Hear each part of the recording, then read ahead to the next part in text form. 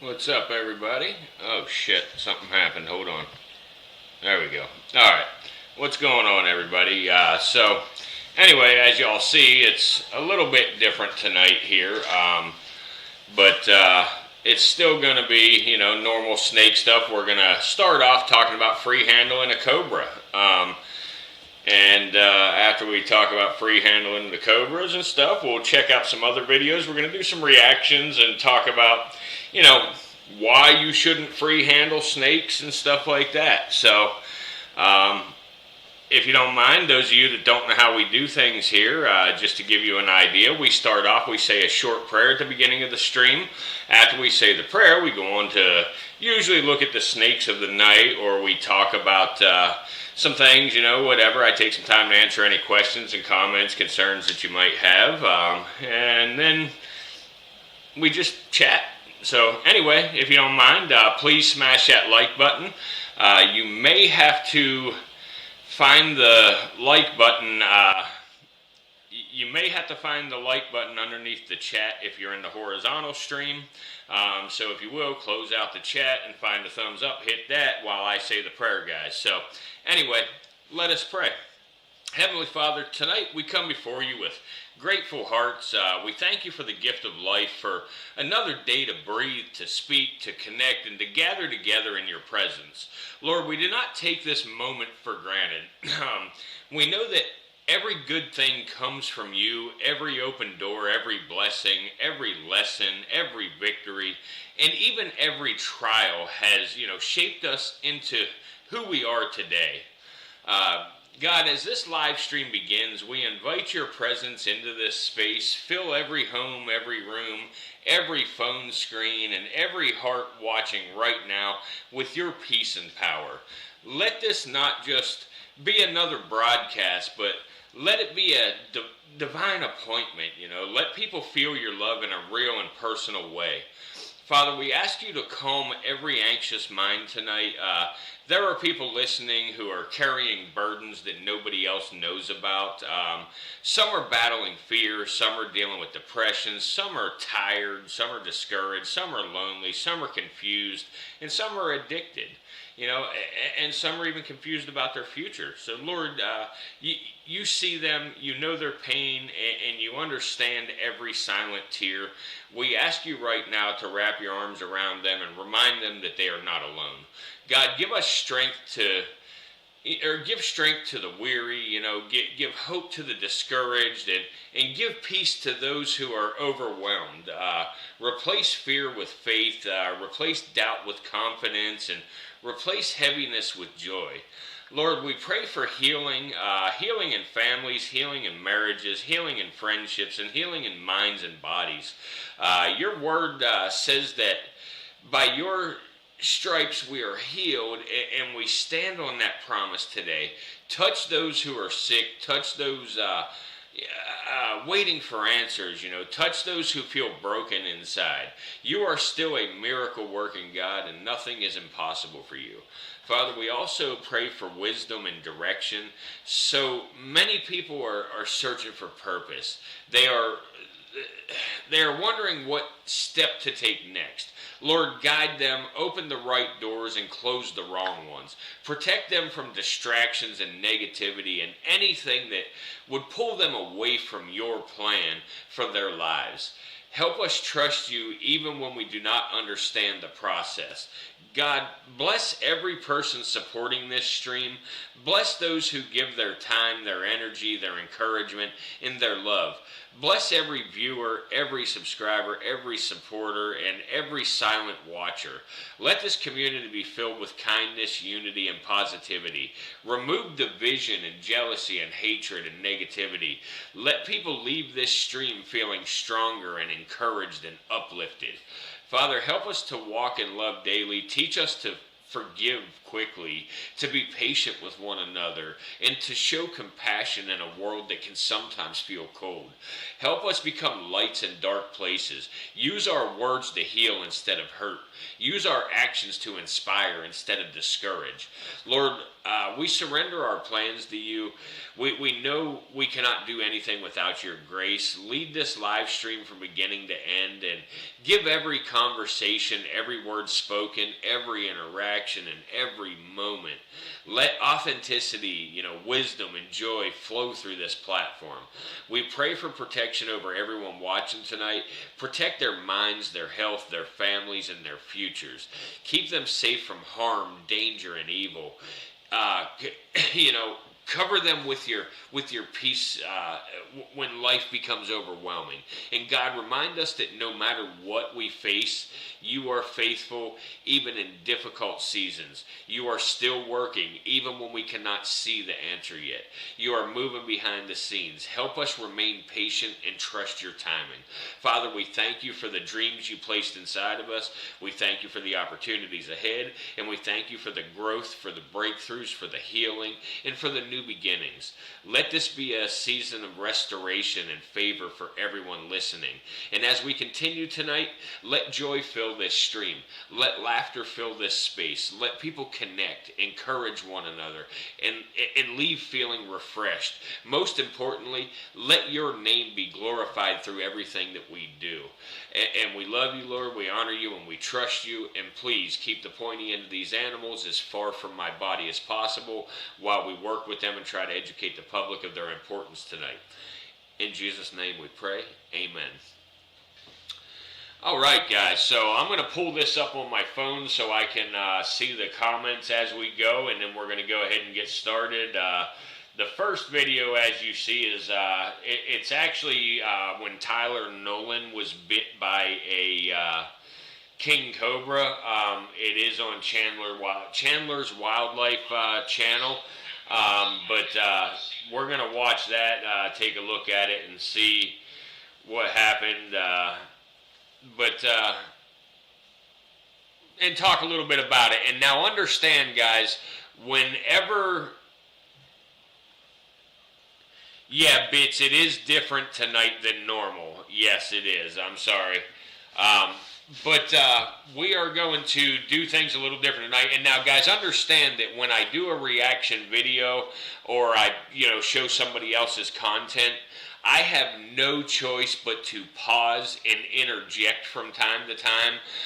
That's the only way you can do it and it be fair use, where you don't get, copyrighted and things like that for it. So, guys, I will be pausing throughout the videos, and talking with y'all. So I'm going to go ahead and start the video now, and I'll interject occasionally throughout. So let's watch this and hear what they got to say. What's going on, beautiful people? Welcome back to My Wildlife. I'm here with my homie Tyler Nolan. Give him some love. Give him some love at the camera. Give him some love at the camera. A little bit.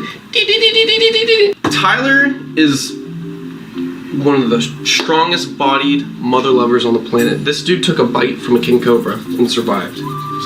No joke. A king cobra the same size as the one I have right in this cage, Kevin. So, a little bit of a magic trick. Magic. I also do magic. He also does magic. But on a serious note, Kevin has actually pushed his door closed, and he's been struggling to get back into his box. That's his safe zone. As you can see, he's been roughing up the whole entire enclosure. He's trying to get back into his home. We want him to go back into his home. I gotta open up that latch. At the same time, I gotta change his water. I gotta change his mulch. I gotta do a bunch of cleaning. So while I'm doing that, I thought it's a good opportunity to talk to you guys about king cobra bites and the effects of their bites, because Tyler has some incredible stories to share. It was interesting, for sure.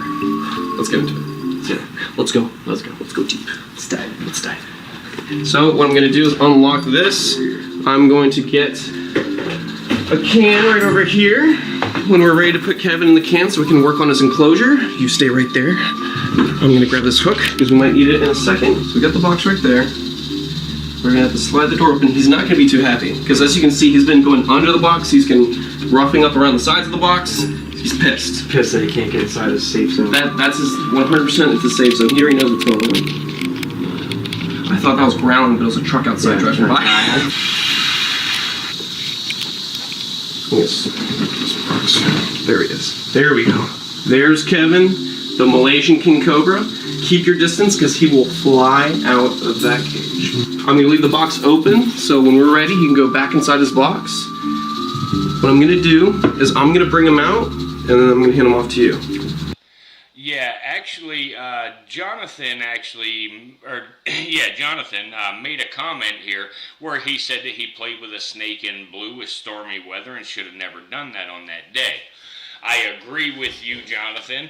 The only part I disagree with is the on that day comment. Thank you, Bits. Thank you. Because I believe that more than just on that day, he should have never been doing that, period, especially on camera for the purpose he was doing it for.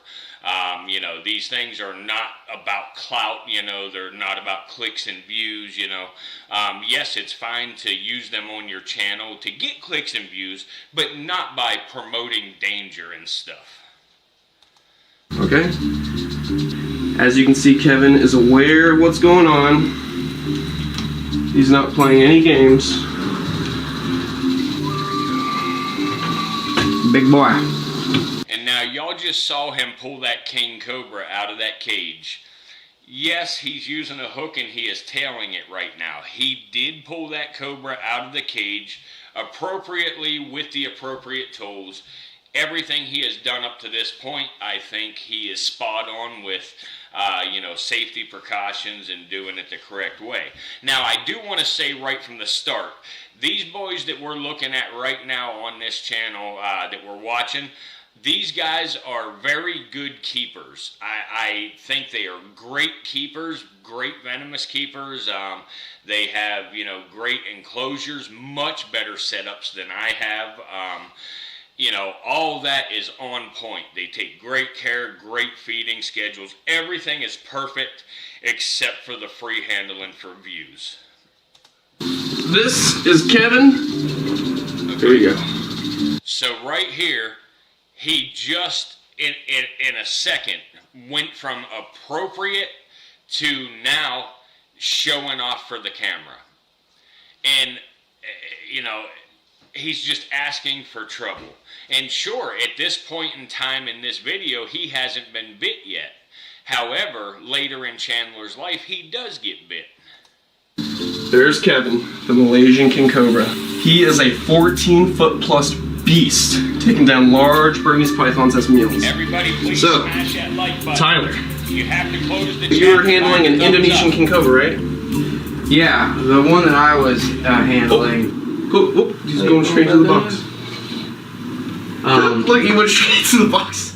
Don't worry, we'll open up again. He's like, man, I've been trying to get in here all day. He's like, I've been missing my home. Oh my goodness. That was pretty easy. Well, how about this? While he's in the box, why don't I just clean up his enclosure a little bit? Yeah, let's do that. And we'll talk about it, and then we'll...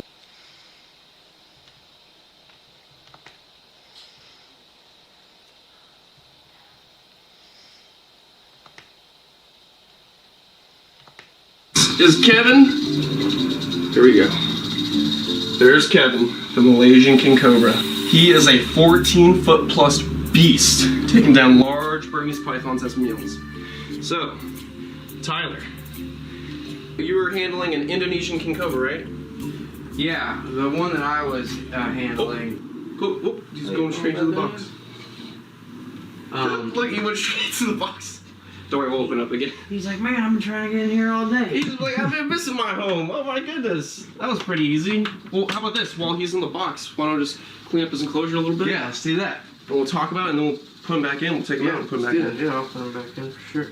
Okay, so I'm gonna start working on his water.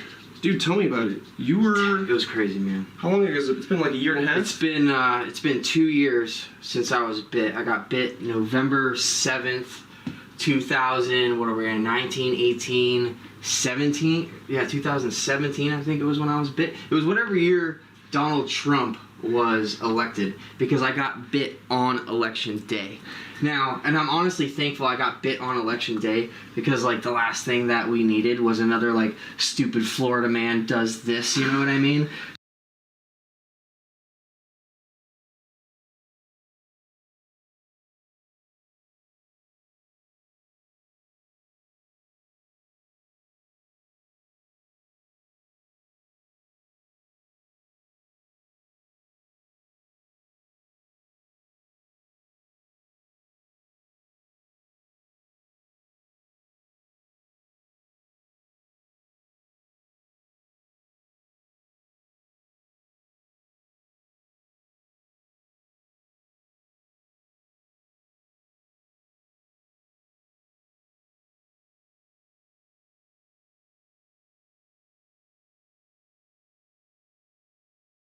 Sorry, guys, I was talking and I'm sure you couldn't hear it.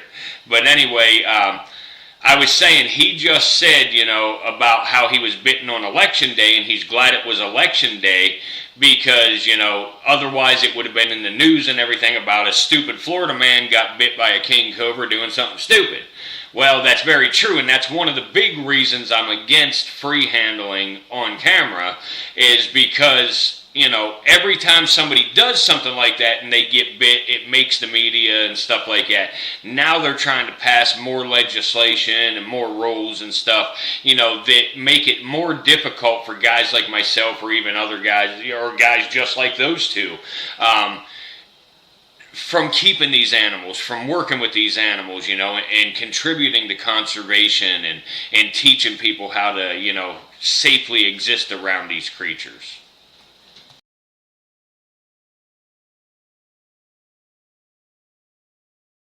Does that meme? Yeah, exactly. I didn't want to be that meme. So, thankfully, when I got bit at Tom's house while we were servicing this animal's cage, just like we're doing right now. Servicing the animal, and we knew right away, because I've been working with this king for 5 years.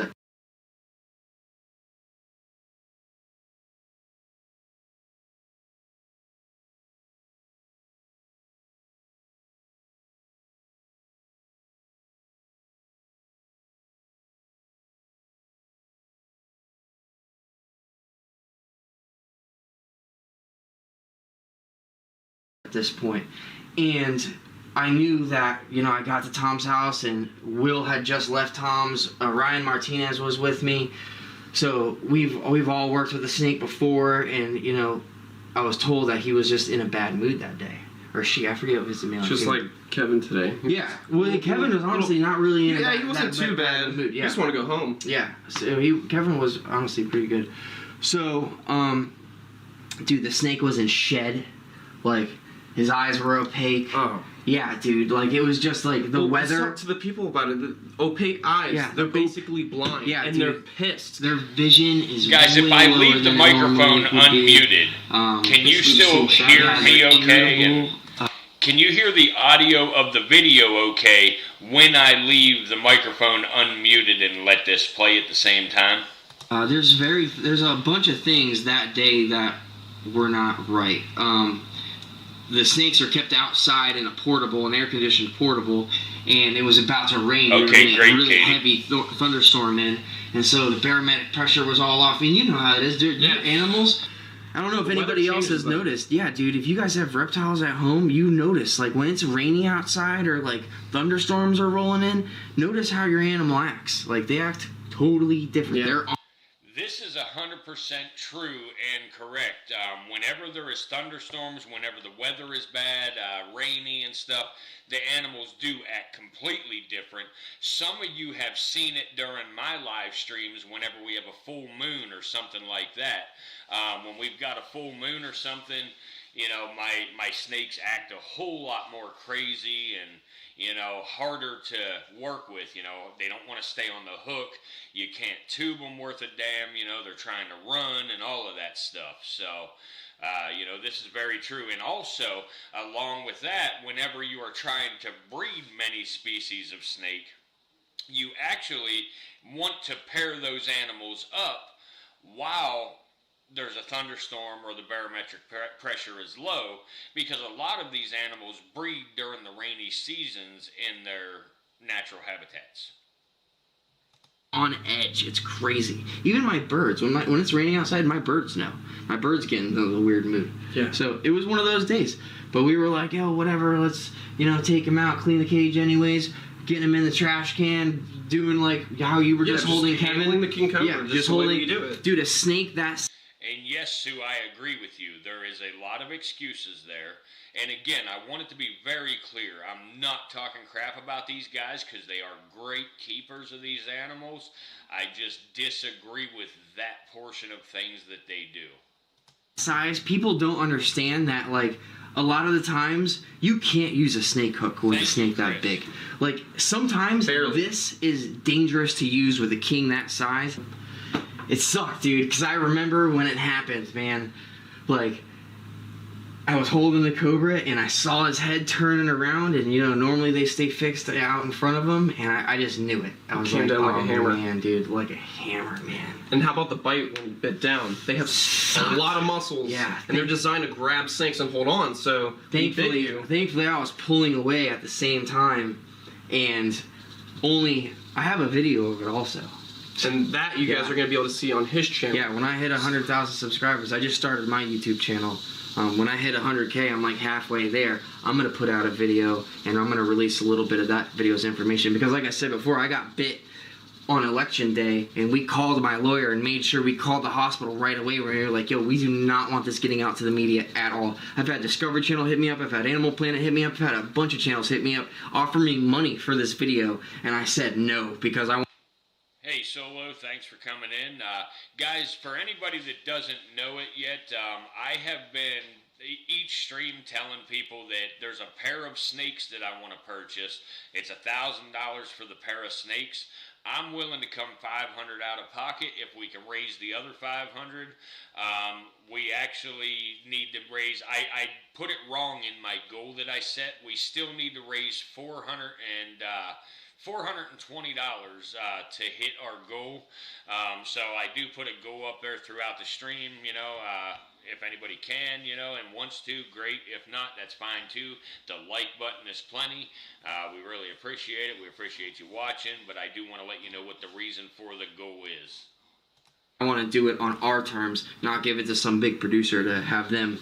You give it to people and they'll change up the story. They'll make it look a different way. They won't even ask you what happened. They'll call some other guys and say they're experts and go, hey, this guy did this because he blah, blah, blah. The last thing I want... dude, the last thing I want these animals to get... Is that better all the way? Light, because, dude, I obviously still love king cobras. They're still some of my favorite snakes, man. Like, dude, how cool is It's Kevin? not a stiletto, Jonathan. You know what I mean? Shut up or I'm going to ban you. For people who love I'm snakes, joking, but buddy. for people who didn't like snakes, comments on Thank the you, channel Chris all X. the time. Thank you. People are always commenting like, I have always feared snakes my whole life, and now I like snakes, and not just I love snakes, I love Kevin the King Cobra. Dude, he's so majestic. He's a good ambassador for his species, and that's why I like having him around. Feel the energy of an animal like that. It's like Thank you, Bits. Bits. Like Thank you. Like being around a tiger. That gets us closer. Yeah, dude, it's like... Thank you very much. Bro, I remember seeing Doc Antle's chimps for the first time, like his big chimps, like in the same room. I was like, please don't rip my dick off. dude, it was like makes your heart race. Yeah, man, but it sucked. Like, thankfully, I got bit at Tom Crutchfield's house. Venom 1 was still super active at the time. Super important. So I called Jeff Fobb. Jeff was actually taking a shower when we called him. We were like, hey, Jeff.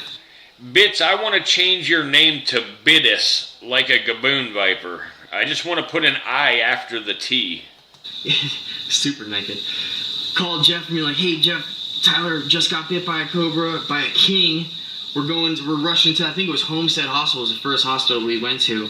Got in my truck at the end of Tom's Street, thankfully. Good evening, Reba. There was a cop right at the end of the street because school was getting out. So we flagged the cop down. We were like, yo, thank you, Reba. You gotta get us through. End of his street, bro. It worked out perfect. Imagine being stuck behind the bus. Dude, the cop escorted us all the way to the hospital with our lights on. Got to the hospital super fast. Jeff was already waiting there.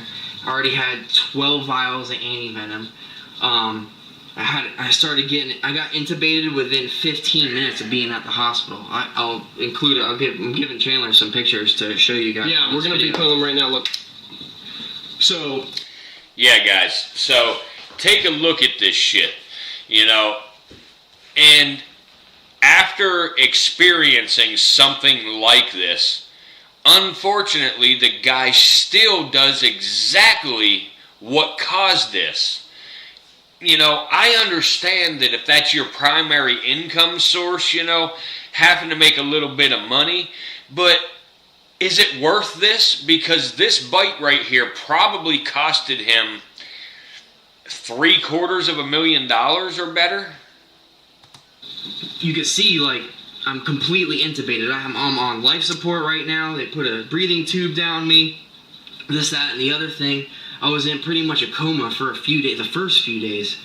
And, dude, it was intense. And then the next day, like, I wake up for a little bit, and I'm feeling okay. I already got, like, 12 vials of anti-venom. and the doctors are like, all right, you're doing good, like everything is getting back to normal. My heart was having crazy Thanks murmurs, again, and Vince. it was stopping, and it was like I was not gonna live. Like, it was crazy. Tom Crutchfield was in tears literally at the hospital, like, because everybody thought that I was dead. His facility, his animal, and Dude. one of his good friends Bro. getting nailed. It was almost dies. intense, bro. Like, imagine being at your own funeral, because I was dying in the hospital, like, technically. Like, they did not think I was living from this bite.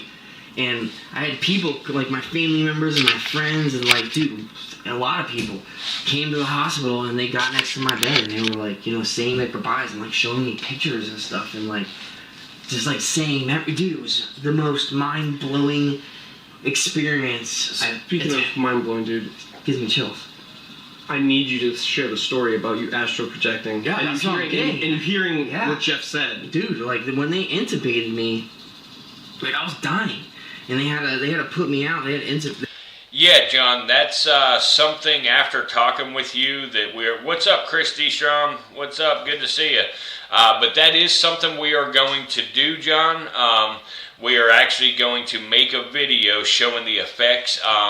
Doing a little bit of research, it looks like pig flesh is the closest to human flesh. So we're going to use pig flesh, and we're going to do one bite with hemotoxic venom, one with cytotoxic, and one with neurotoxic, and we are going to show the effects over hours and days.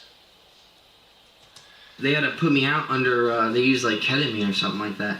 And if they put me under, dude, I astral projected super hard. Like my body, like I feel like it left me, like my consciousness or something, like my energy or spirit or something felt leave my body, and I could see everybody in the hospital room still, and I could hear everything still, but I was under.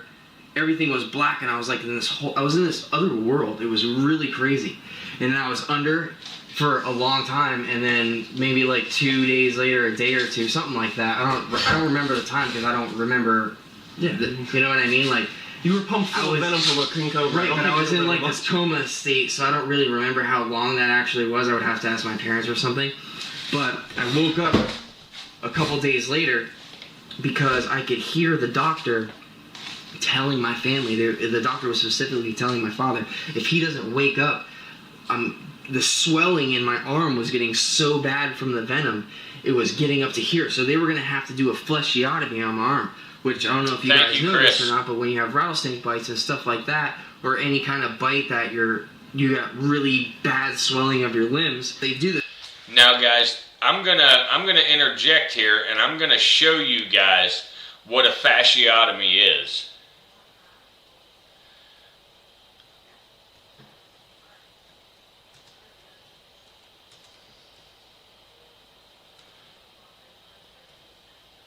And don't make fun of my spelling.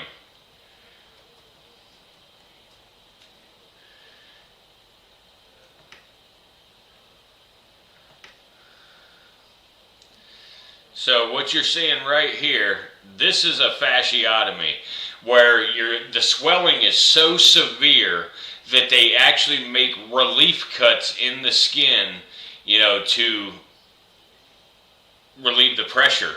And as you see on this one right here, you know, they'll sometimes cut you from your wrist to your damn shoulder. We'll see some more of that later too. Crazy stuff though. Crazy stuff. The spiral cut all the way down wherever you got bit to relieve pressure. But it ruins your limbs, whatever they do it on. Damage. Yeah. I would be way worse off than just losing the tip of my finger, which honestly, I shouldn't have even lost a tip. I got super lucky. When I did wake up, like I said before, the doctor was telling my dad, he was like, yo, if he doesn't wake up, like, we're going to have to do this procedure, blah, blah, blah. And I remember hearing this, and I was intubated, and I was like, oh my God, I got to, like, start moving my fingers. I got to start telling them, like, don't cut me open. I got to do something. I got to move somehow to tell them that I'm going to be okay and I'm going to pull out of this. And dude, finally, after trying it, I remember thinking in the bed, I was like, I couldn't see anything. What's a lie, Katie? About the snake chasing them? Yeah, I don't believe that either. Couldn't move, couldn't anything. I was like, come on, if I could just move a finger, like. And John, yes, you are completely correct. It is no longer required to do fasciotomies. So it's definitely a good thing that they no longer do them. Dude, it was crazy. And then finally, like, I was moving my fingers, and I could hear my mom. My mom, like, oh, he's moving his fingers. And then finally, like, everybody started, like, touching me, and they start, like, rubbing you to get your, like, blood flow to come back and stuff like that. And I woke up, and, dude, it was crazy. I pretty much had to beg the doctor not to cut me open. I was like, yo, this is not necessary. It's not. Please really don't do this. Yeah, I've dealt with cobra bites and rattlesnake bites before with other people that I've been there when it happened. I remember what happened with them. Like, do not do it to me. Do not do it to me. And they did it, thankfully. Scapiotomies, guys, not just with king cobra bites, like you said, rattlesnake bites too, you swell up, and they think that they need to relieve the pressure, so they'll do a big incision, and then you have these nasty permanent scars for the rest of your life. But the incisions aren't necessary. The swelling will go down. So I have friends who know about this already. They were tagged by rattlesnakes, and they were out, and they wake up and they did the operation. They're pissed. They were extremely pissed off because they did this, and they have permanent scars. I've met a couple people who... Solo, did you say that was Chandler's Wildlife that got chased by the black mamba? If so, I'm going to try to find that video so I can explain what's going on in it. But it's nasty. It's literally just going up their arm, giant scars. It looks like they have 2 Wolverine claws that are supposed to come out. Yeah, it's serious. Another thing that happened with my bite that was new and nobody knew anything about. Yeah, I was a first. I was a first for like a lot of things. Okay. Yeah, not the best. Not only surviving a 12-foot king cobra bite. Everybody, please hit that like button. You have to close the chat to find the like button on these streams. Your likes really help us out tremendously. But then, after the anti-venom worked, the first round worked, I was in the hospital bed, awake, talking to everybody. Everything was totally normal. A nurse came in when I still had my fingertip. What he's about to say right here, after he does, I'm going to interject and explain something that'll make a little sense to y'all after I do. They were so concerned about my heart that they didn't realize that a piece of the fang was stuck inside the bone of my finger, killing the bone of my finger. So yeah, that was months later. It snapped off? Oh wait, dude, it killed the tip of my finger. That's why they had to end up cutting off. We tried saving it, and there was nothing they could do. But anyways, that's besides the point. The day that a couple days after, they started messing with my finger again. So the doctor comes in and he's like picking through the wound. I have blisters all over my finger, like huge blisters. Absolutely, Mamba's mock charge, and that's a way to scare you for a second so they can get a minute to turn and run. So when somebody feels like it's chasing them, that could be part of it. And if I can find that video after we're done with this one, we will take a look at that. Blister, like it is gnarly looking. Like it looks like a little shark like bit a little chunk out of this finger. Like the video is crazy. Nasty necrosis. It's bad. So that started happening. They started messing with my finger again, and I guess there was still venom in my finger. There had to have been. I got re-envenomated, bro, after I was already fine. So now I'm like tasting. So anyway, how he just said that he got re-envenomated because there was a piece of the fang still in his finger. Well, if y'all remember when I got the gaboon viper fangs, you know, because they shed their fangs, and I explained when you clean snakes' cages, you sometimes spot clean. When it comes to cobras, mambas, you know, all the elapids, you can reach right in and pick their poop up and throw it away. But when it comes to the vipers and the pit vipers, like the gaboons, rattlesnakes, etc., you cannot just reach in there and pull the poop out like that, because they shed their fangs, and when they shed their fangs are in their poop sometimes, and even when the venom is dry, it is still can be reactivated, you know, as soon as it gets wet. So if you poke yourself with a shed fang, you could be envenomated from that.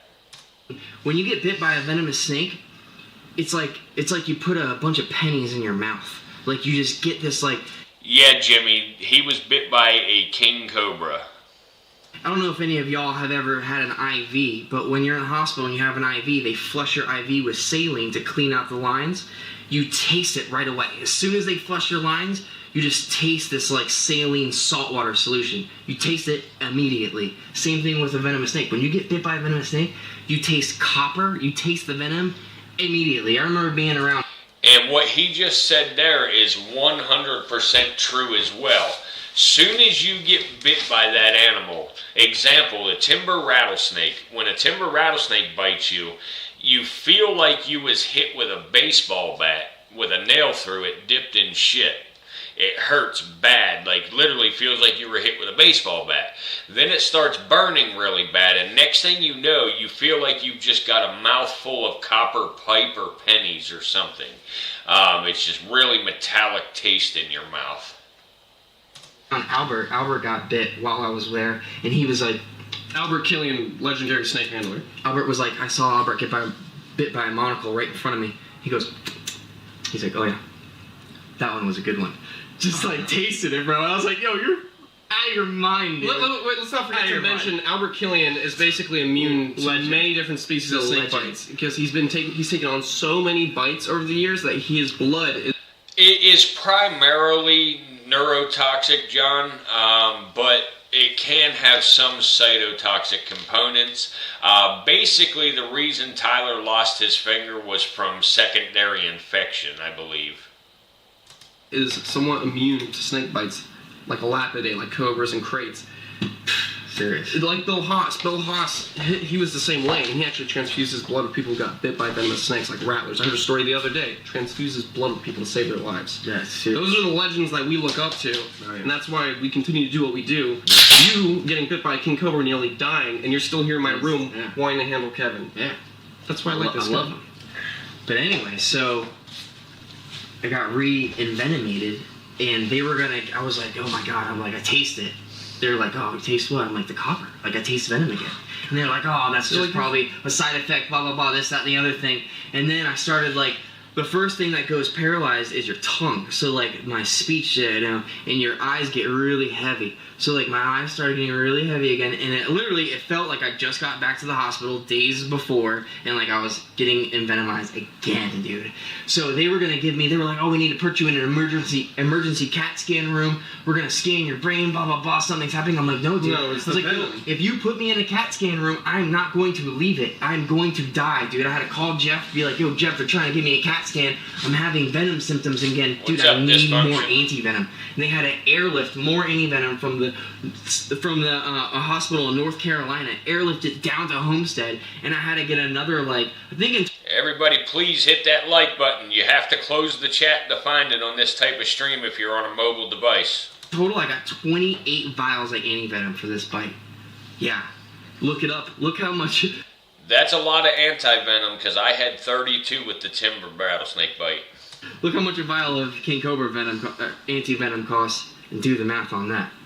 It's gnarly. And the fact that you can be allergic to the anti-venom too. Oh yeah, not even to mention that. I also, because I got so much anti-venom, yeah, you can be allergic to it, and you can also get, it's called serum sickness, is a real thing. When doctors administer too much anti-venom, it almost counteracts each other, and it made me so insanely sick. Like, I was in my hospital bed, hooked up to everything, thrown up in a pan. Dude, it was coming out of everything. It was just like...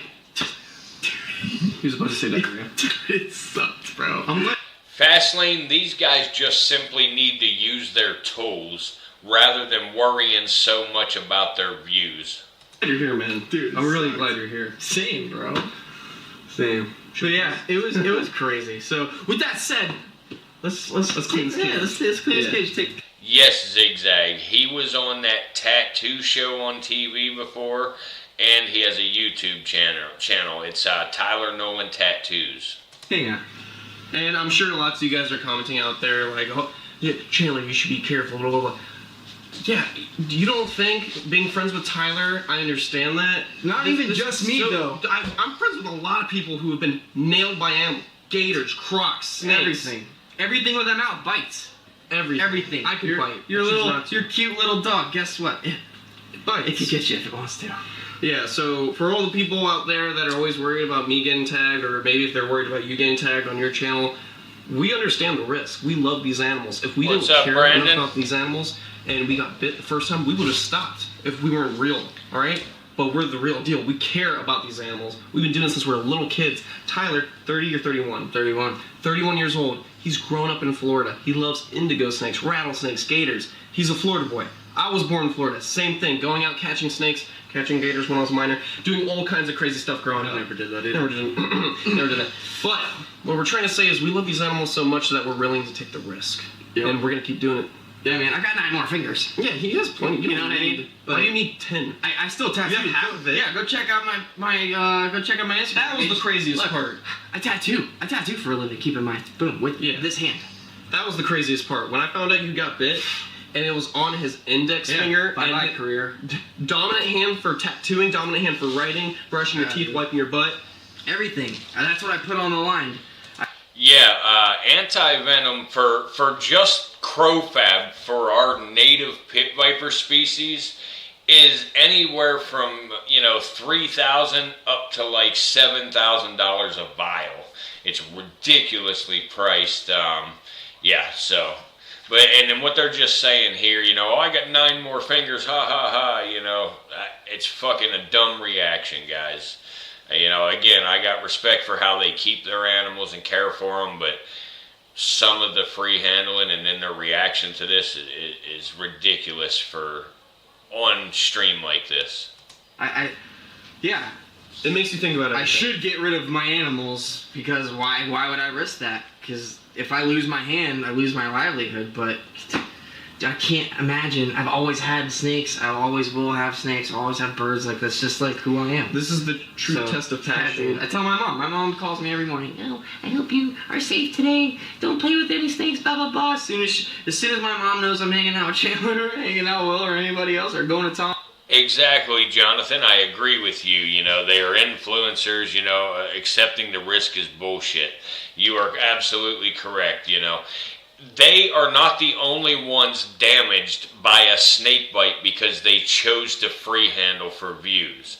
The whole community, the snakes themselves, the people that rely on, those that collect the venom for medications and things, there's a lot more affected by somebody taking a bite in this hobby than just the person free handling.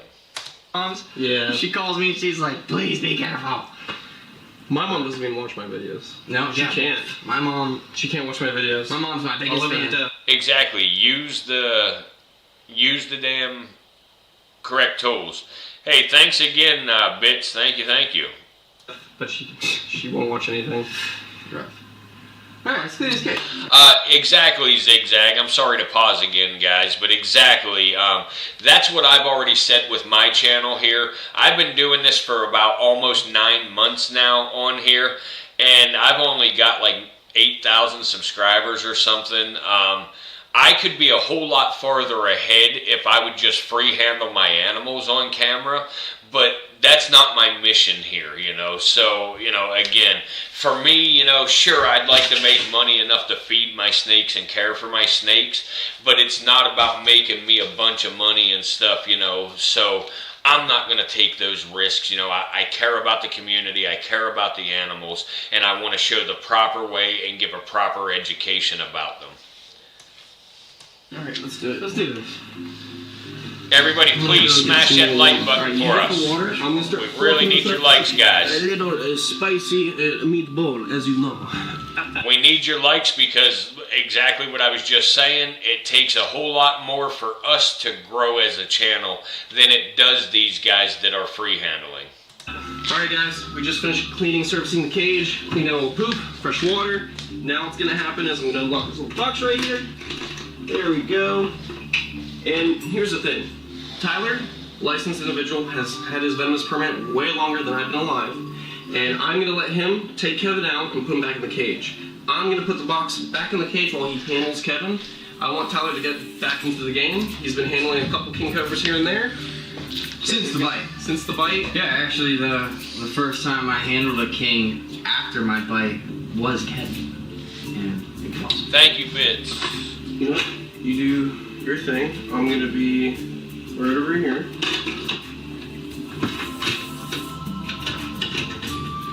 understand, Fastlane. You just being here and watching and liking is helping plenty. It's appreciated. No matter what y'all do, I appreciate it the same. Thank you. Absolutely, Jimmy. Hey, bro. Thank you, Brandon. I agree. I mean, Kevin, be good. Be good.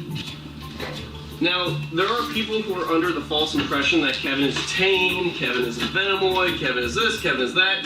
The reality of it is... Alright, he just said a word that some of you may not recognize. He just said some people are under the impression that Kevin is tame, Kevin is a Venomoid, whatever. Venomoid, what that is when they actually surgically remove the venom glands from the snake. It's a practice that is frowned upon. It is a practice that, at least most ethical vets will no longer do nowadays.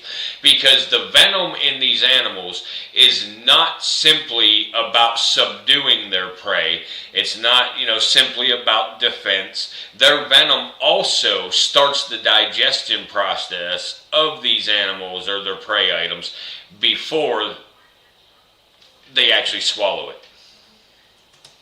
Kevin is a fully loaded king cobra. If he bit down onto you, it would be a toxin overload, and there's a very well good chance that you could die. He is no joke. Kevin is not tame. If Kevin wanted to, he would nail you in a heartbeat, and he has tried to nail me in the past. Zigzag. Yeah, this is a serious snake. Like, it's really hard to hear with the mics on these cameras, but the bellow of them, like their growl, just like the way that they breathe, is so powerful. It's crazy. It's crazy. And guys, I talked for a minute last night. There was only a few of you in here. But if you recall, I talked last night for a minute about when you're putting a snake down, you don't want to let the tail and the back part of the body on the ground as you're releasing the head. And as you can see, after his bite, he's a little shy, and he's keeping the head of that animal on the ground while keeping the midsection in the air. That is actually, helping prevent that animal from being able to easily come back up on him. I'm right behind you, so don't worry. Cool. Let's get him to, maybe you can get him to hood up a little. Oh, hold up. See, look at this. He's opening his mouth right now.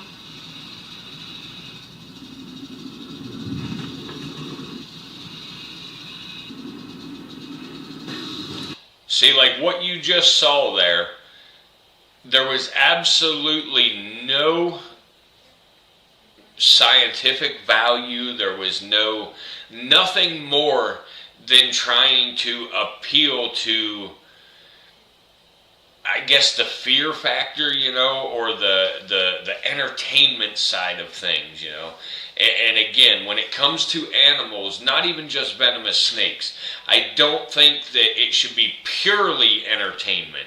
Yes, I believe it should be entertainment as well, but it shouldn't be entertainment in that sense. I'm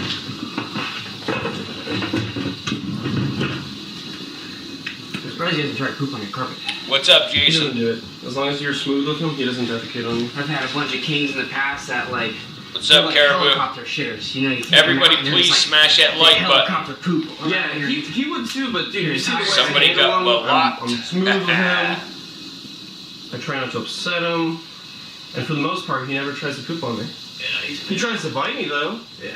A lot of people think that when I go in and I reach for him... Dude, I've been cornered by kings in my snake room before. Oh, yeah, I've been chased and then get in a corner of the snake room. See, now I just heard Tyler himself say something on here that he knows himself is absolutely bullshit. But it's another thing for the views. Oh, I've been chased by the king cobras to, here, let's back up a little here and hear that again. Oh shit. I just fucked that all up. I'm going to go back about 10 seconds here. Here we go. He tries to bite me, though. Yeah. A lot of people think that when I go in and I reach for him... Dude, I've been cornered by kings in my snake room before. Oh, yeah, I've been cornered. I've been chased and then get in a corner of the snake room and you're... I've been chased, and then, you know, he's being dramatic for the video. He's just looking at you like, if you just move the wrong way, I'm gonna get you. I'm gonna get you. Let's see what he's doing. And he's heavy. He's, what do you think, 30 pounds, 40 pounds? Yeah, Kevin's a good sized king cobra. He's got some size to him.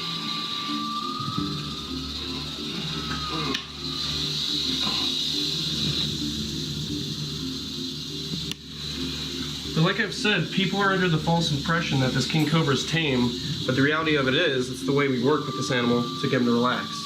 He could very well bite me at any moment, and when we pull him out of the box, he usually tries to bite. He'll open his mouth. Who is the other one, Katie? He really is so impressive.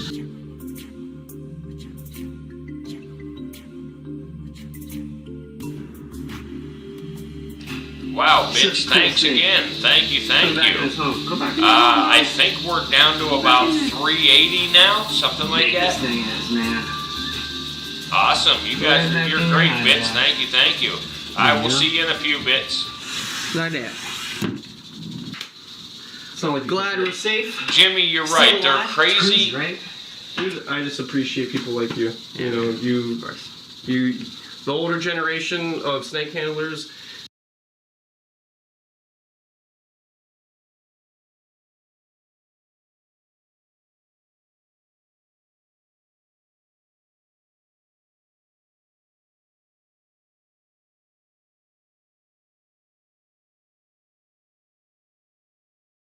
They're always trying to give advice, give hope to younger people like me. I'm only 21. I got a long way to go. Just killing it, though. And I appreciate you and all my friends that have helped me. Of course, though. See you on the next one, beautiful people.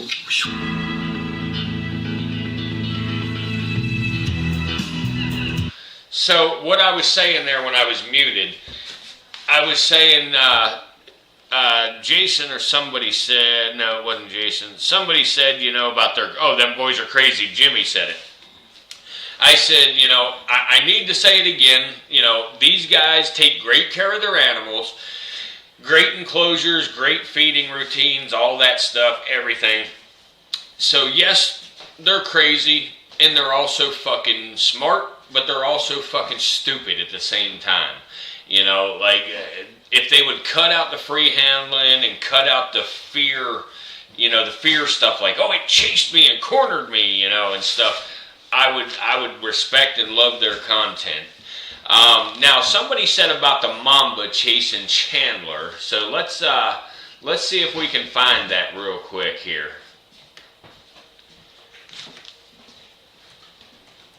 Black mamba Chandler's wildlife.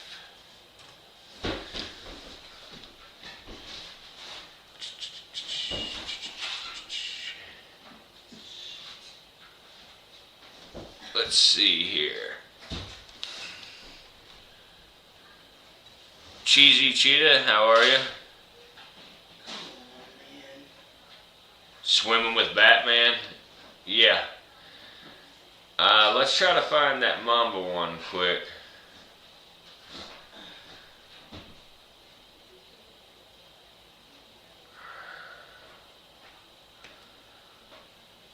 Alright, let's check this out here.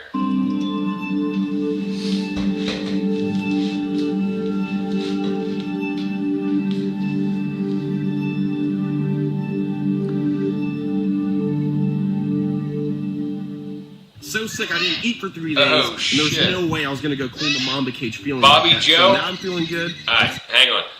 Bobby Joe, I'm going to say this one time and one time only. You will be here, watch content, make comments about the content. You will leave Sue alone or I will block you immediately. If there is another comment to Sue and she's not answering you, I will block you. You will be gone again. It is out of control the way you act, Bobby Joe. So stop now. It's time to go clean the biggest, baddest venomous snakes I got. She's starting to flatten out her neck a little bit, which is a telltale sign. Okay, so here he is getting a black mamba out of the cage. Once again, perfectly done correctly. You know, he's got it by the tail and a hook, so everything's going right. That this snake is upset. They woof, fly out their neck. Did you see how close she came to my hand? They woof. Just a little tickle never hurt. Come on, just a tickle. There you go. Woo! There you go. Woo!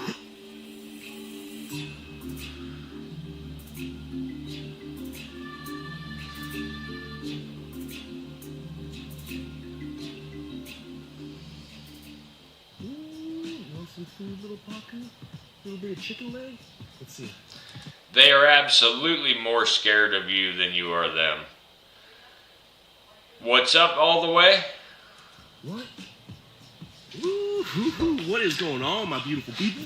I'm out here at Chandler's Wild World, the best conservation facility on the planet, up and coming. I can't wait to share with you guys the things that we're going to be doing out here. 2022 is going to be the year of the gators, the crocs, and the king cobra enclosures.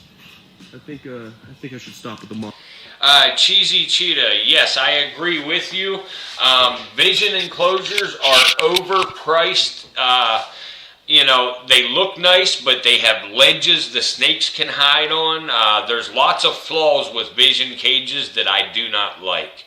Everybody, please smash that like button for me. You might have to close the chat to find the thumbs up on this style of stream if you're on a mobile device, but your likes really help me out tremendously. They help us reach more people, guys, so please help me out and hit that thumbs up button. On and let Bagoy fly. Bagoy! Yes, you! Up! Come on. Oh, I love him so much. Come on. Woo-hoo. How are you, my beautiful boy? You got a little bit of pollen on the little bits of hair right there? Just exist. I'm sorry about that with Bobby Joe, but Bobby Joe used to come in every single day, and she is a crazy stalker. She has been blocked for 3 months now. I unblocked her last night, and she is already in here stalking Sue. Ooh, he's like, don't touch my chicken. Ooh, little robot noises? Yes, little robot noises. Bagoy, your Asian eagle owl, second largest owl on the planet. And he's a noisy little baby. He's about under a year old. And he's doing such a good job at flying. Great educational ambassador for birds of prey. Now, today's episode, we're getting straight into it with the mambas. Two of my mambas, the black mambas, need a good cleaning, along with a lot of other reptiles. But today's episode's focusing on the mambas. I was out of town for about 4 days in Costa Rica, and then when I got back, I got severely sick. So sick, I didn't eat for 3 days, and there was no way I was going to go clean the mamba cage feeling like that. So now I'm feeling good, and it's time to go clean the biggest, baddest venomous snakes I got. You ready, Bagoy? I think I'll fly him a couple more times. I'll see you guys in the snake room.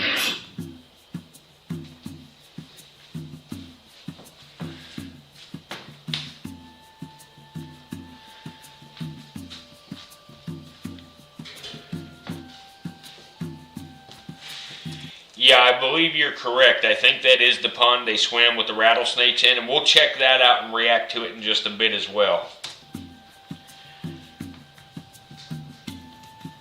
Alright, beautiful people, we're here with Allison the black mamba. She's stretched out, big, beautiful, 9-10 foot long black mamba. And like I said, I was out of town for about 4 days, and when I got back, I got really sick. So bad that I didn't even eat for a couple of days, and there was no way I was going to go in here and try to clean this black mamba. It wasn't worth the risk. So she has a bunch of poop in here because before I left town, she ate some big rats. So we got to get her cleaned up, do a deep clean on the mulch, clean her box up, clean up all this stuff. What we're going to do is we're going to take her out. We've got this vision cage ready to go, so it's a nice spot to go into. Once she's in there, I can close the door, nice and safe, way easier than trying to get her into. That's for sure, Jimmy. Or one of these snake holding receptacles that look a lot like. Yeah, Batman is big. They're boreal. They shoot straight up. They'll go right past your ear and nearly bite you. So you really don't want to try and put these guys into something like a can because you're gonna have that problem later on. So we're gonna put her right in the vision cage. Hopefully it goes nice and smooth. As you guys know, Allison, she is a black mamba. She is one of the most notorious snakes on the planet when it comes to handling, but she's not as bad as something straight out of the wild. She's been in captivity her whole life, but then again, she's still a black mamba, and she can still give you a deadly bite. Look how she's just looking at me right now. She's 3 more super chats to hit our goal for tonight to go towards the purchase of a new pair of snakes. so intelligent that she knows what's happening. She might actually go down to her box in a second, because she does. You know, right up there with king cobras. One of the smartest snakes out there on the planet. They're very, very intelligent. There we go. She seems to be nice and calm. So let's see how this goes. Yeah, listen. Nice and easy. You know, I should probably go from this side.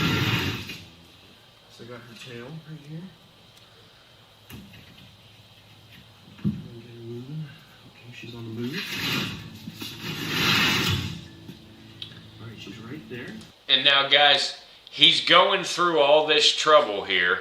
You know, when he has a transfer box right there, what he's dragging out of there, that hide box, you see the little hole in front of it. There's supposed to be a little door there that swivels. That way you know, the snake goes into the hide, you swivel that door shut, now you can safely transfer that animal out of the enclosure without having to go hands-on. Just gonna get that box out. Come in, poop. You can see she's a beast. Look at her. Huge, 10-foot long black mamba. No joke. I'm gonna move her nice and easy. She's starting to flatten out her neck a little bit, which is a telltale sign that this snake is upset. But as you see already, that mamba kept trying to get away from him the whole time so far. They are in the cobra family. Woo! They are in the cobra family, so when they do get upset, they fly out their neck. Did you see how close she came to my hand? Now, yes, right there, it launched towards him, but that's because he has a hold of the tail. That snake was just trying to neutralize the threat. Holy smokes. That is why black mambas are the most notorious when it comes to handling. They are lightning fast. Look at her. She's moving around. She's looking. Let's get her right. She's going to go right herself. Look at that. On her own, she goes right into there. So let's be real careful, because in a split second, she could very easily shoot out of that box. So what I'm going to do is just start closing this glass a little bit. Give it a little tickle. Just a little tickle, never hurt. Come on, just a tickle. There you go. Woo-hoo-hoo! Did you see that? There you go. Woo-hoo-hoo! All right, let's get the lock on that. Come on. Woo! Locked and secured, good to go. Thank you, Vince. Vince. Musk that smells like ramen noodles. For some reason, black mambas, when they musk, it smells like ramen noodle. I don't know why. It's not the best. Easy, D78. No, they do not get bored being in small enclosures, and I'm glad you asked this question. We have spoke of this before on the channel. However, snakes and reptiles are not like mammals in that sense. You know, they don't need the enrichment like a mammal does and things. Basically, snakes live for three things. Snakes live to conserve energy, eat, and repeat. That's it. That's what they do. They hunt, they eat, and they repeat. That is small scalping.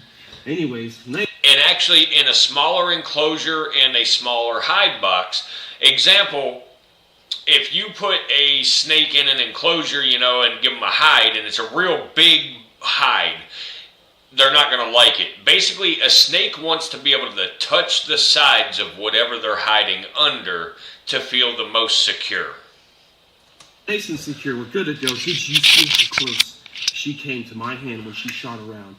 Woo! Yes, they are very quick. No problem, right, easy. People, let's get this enclosure nice and clean. As you can see, poop all over the place. Oh, look at this. Look at this. From her last shed, I didn't see this. Her whole entire head came off in a piece. Look at that. You can see the eyeballs right there, the eye caps, because snakes actually have a layer of skin on their eyeball called an eye cap, and that sheds off with the whole shed. Look at that.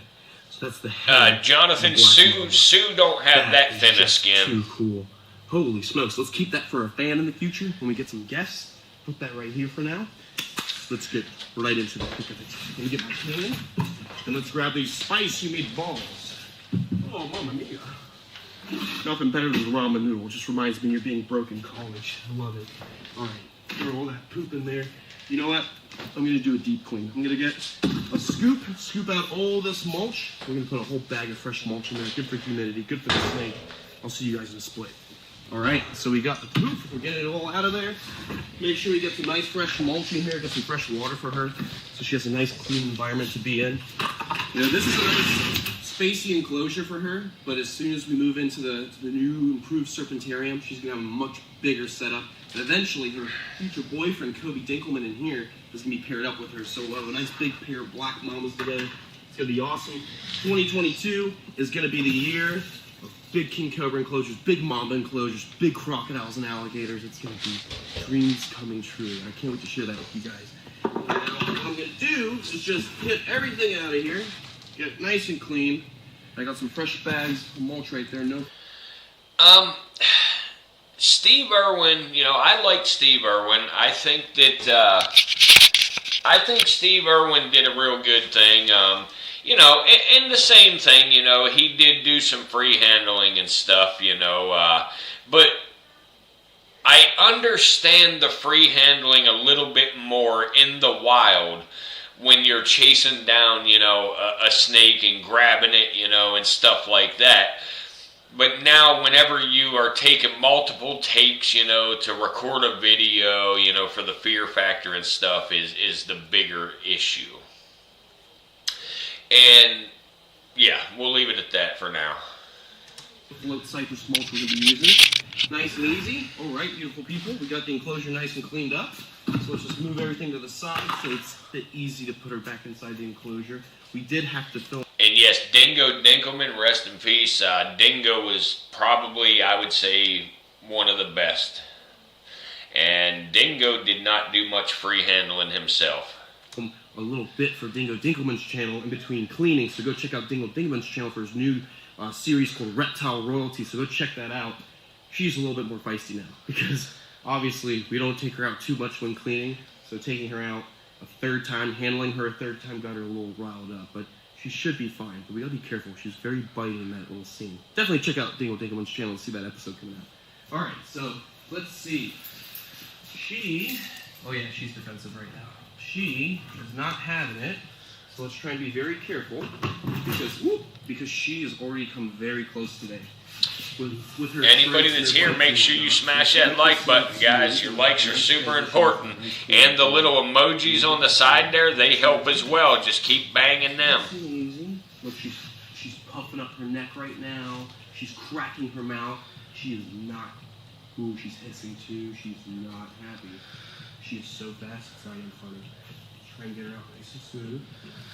Nice! Alright, look at her. Ooh. Allison. If you leave and come back fast, Lane, that'll probably fix your comments. No joke. Let's just put her right over here and let her see her enclosure. Nice and smooth. Remember, this is a smart animal. Bits here in a little bit, we'll pull up a Dingo Dinkelman video to show you who he was. In the meantime, guys, smash that like button. Your likes help us bring more people in. They bring more people to our future streams. We really, really need your help with the likes, guys. Let's see if I'm going to get her. Oh, no, sweetie. The cage is that way. She's fixated on me right now. Let's see if we can just gently... Okay, so right here is where, somebody might think, oh, that snake was coming towards me. That snake was watching him and fixated on him. However, again, that snake is just trying to create space so it can feel safe enough to turn around and flee in the other direction. Coax her towards her environment. Right over there, let her see the enclosure. She's hissing and she keeps coming towards me. Baby, I'm not going to do anything to you. Look, she'll... Just like a little king cobra, they will put up and they will charge forward. To let you know, they're not playing any games right now. Look, she just wants to go hide. Ooh, I'm sorry. Nice and easy, baby. Nice and easy. Nice and easy. Look at that. She's going to go right into the box and hide. The most notorious snake on the planet when it comes to handling, the black mamba, wants nothing to do with us. Go straight into a box to hide. She's such a beautiful snake. There you go. He just said it himself. The most notorious snake, for handling on the planet, wants nothing to do with us. I'm in striking distance, so let's get this close. I'm gonna go on this side. Nice and easy. Get this locked. And make sure that this cage is nice and secure. Remember guys, to own a black mamba, you need to be licensed by the state of Florida. Or if you're in the state of Florida, you gotta be licensed. You gotta have locked, snake-proof cages. You have to have a snake-proof building. You have to have a bite protocol for emergencies and a disaster plan for hurricane, tornado, fires. If you find it solo, let me know. This snake is no joke. It is not a pet. This animal is the pinnacle of snake handling. It is dangerous. This animal is an educational ambassador for you guys to learn that these animals are beautiful, not mean, ugly monsters, just keystone species that are important to our environment. Now let's move on to the next mamba, little Kobe. Not too big, so a little bit easier to handle, but just as bitey, if not more bitey. So let's see how he's doing. He's up at the top of the cage right here. And actually his enclosure, I did change to the mulch before I left town, so I will just... I absolutely agree that Chandler is a good snake handler. I think he does a great job with his animals, cares for his animals great. Like I say, the absolute only issue I have with Chandler, the only issue I have with Tyler, the only issue I have with Stone, Will Nace, all them boys in Florida, the only issue I have with them boys is the free handling on camera. Do a spot clean, not a deep clean. You can see my green anacondas are hanging out. They're actually shedding right now. They're looking good. Let me see. Let me get my keys. Kobe is up at the top. So, I already know. Oh, there he is. See his head right here? He's hanging up at the corner, doing his thing. So let's be real careful and just try to tickle him down. I do have to take the glass out completely because we got this insulation in the cage to make sure that there are no gaps to let him escape. So it's super, super secure. So he's got to take that out. There we go. Use that. What about Jeff, Jonathan? Hook to push the glass. Nice and easy. Let's see if we can just tickle him out of there. Did I give you a little tickle? Did I give you a little tickle? A little tickle? What do you think of that, huh? Little Kobe? Kobe was a gift from Dingo Dinkelman over in Africa. And he's going to be the future boyfriend of Allison, so that's something to look forward to. Hold on. I'll give you a good tickle. Just don't bite me on the nose while you come out. Come on. Ooh, look at... There you go, guys. I actually mentioned this earlier about vision cages. I said vision cages look really nice, but they have a ledge that the snakes can hide on, which makes it extremely dangerous. Yes, obviously you can, you know where your snake isn't down there where you can see him. He's probably on the ledge, but still, that's a scary thought to have the snake up there hiding somewhere. So that's one of the reasons that I don't care so much for vision cages. Now, the couple visions that I do have, I put pipe insulation across the top of it there to prevent them from doing that. That big boy, you're growing up so much. Ooh, look at him twisting around. That's the thing about these vision cages. They allow arboreal snakes like mambas. Well, thank you, or Sue. any snake that chooses to go up on that lip to hide right above the entrance.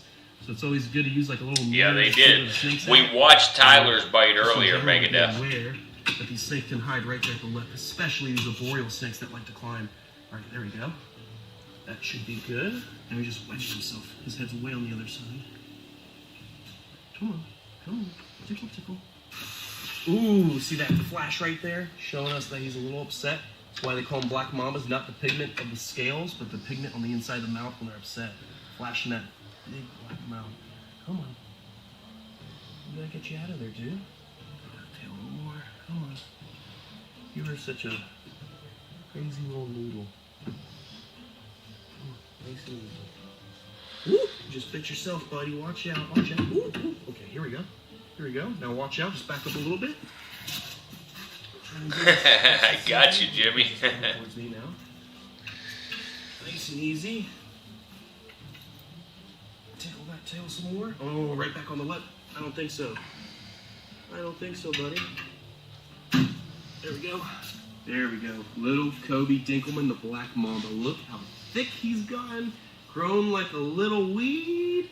Just a perfect little replica of a monstrous black mamba. And like I said, he's a male, so he can get 14 feet long, making him the second longest venomous snake on the planet.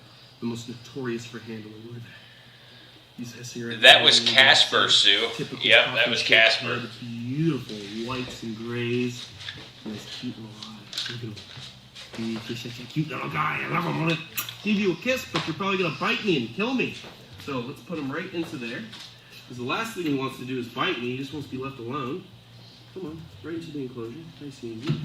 No, little Kobe. No, that's not where we're going to go. Right into there. And if you get a good whiff, you can smell your future girlfriend. What'd she smell like? Ramen noodles? Nice and easy. Get that tail in there. Close this up. Come on, use that coil. Don't make it difficult. He's like putting his coil right there so I can't close it. Come on. Come on, get out of there. Ooh, all right. Mambas are fast. Ramen noodles on the floor. For sure, and twitchy. Ramen noodles, right? Yeah, ramen noodles. It was Casper. I want to make ramen noodles now. I gotta stop smelling this because it's really not ramen noodles. Anyways, let's clean this up real quick. So, obviously, like we were talking about earlier, we saw this big, beautiful shed. So Kobe is growing like a little weed. Look at that. Nice, beautiful shed. And the enclosure's not too dirty, so we're just gonna get right into it, clean it, and then we're gonna go feed the lace monitors some prawns, as they say in Australia. But in America, we call them shrimp. But Australians say it cooler. Prawns. All right, we got a nice clean enclosure. We can put Kobe back. So let's see. Oh, come on. He's on the lip of this one, too. He just loves hanging.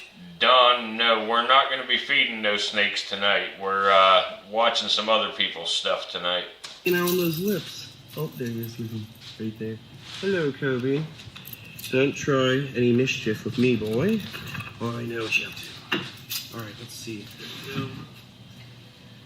go. All right, Kobe. Let's make this nice and easy. No problems with you. All right, let me just get that thick little body out of there. Oh, boy, you're thick. Get out of there. It doesn't matter what kind of cheese. All cheese is good. Tail out just a little bit. Tickle that tail. See how it feels right over down. Tickle, tickle, tickle. No problem, Don. Make sure you hit that like button for us, please. Let's give a little tickle, tickle, tickle, tickle. Tickle. All I'm doing is just touching his whoop. All I'm doing is just touching his tail, getting him stimulated. There we go. And there we go. We got him on that.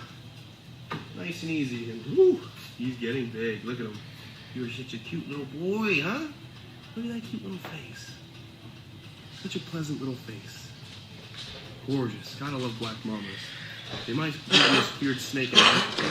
The most notorious snake on the planet. Fish tacos, They're still yuck. beautiful animals. Oof. And a marvel to the natural world.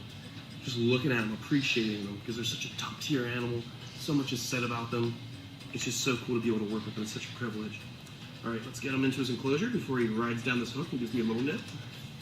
Bring him right over here. He's so cute. That.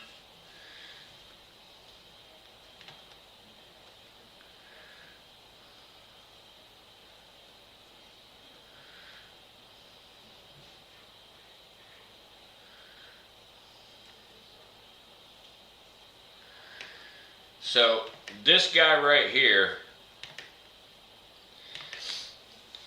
we talked about him last night a little. Tim Freedy spent much of his spare time like this. Black Mamba.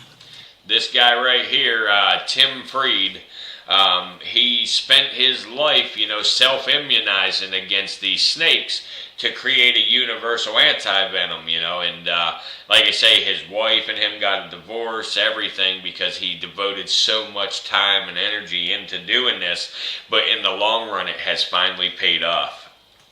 Taking bites from his pets, some of the deadliest snakes on the planet.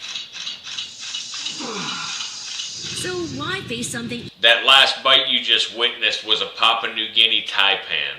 Even the bravest action heroes usually fear. I hate snakes, Doc! The reason behind it is I didn't want to die from snakebite.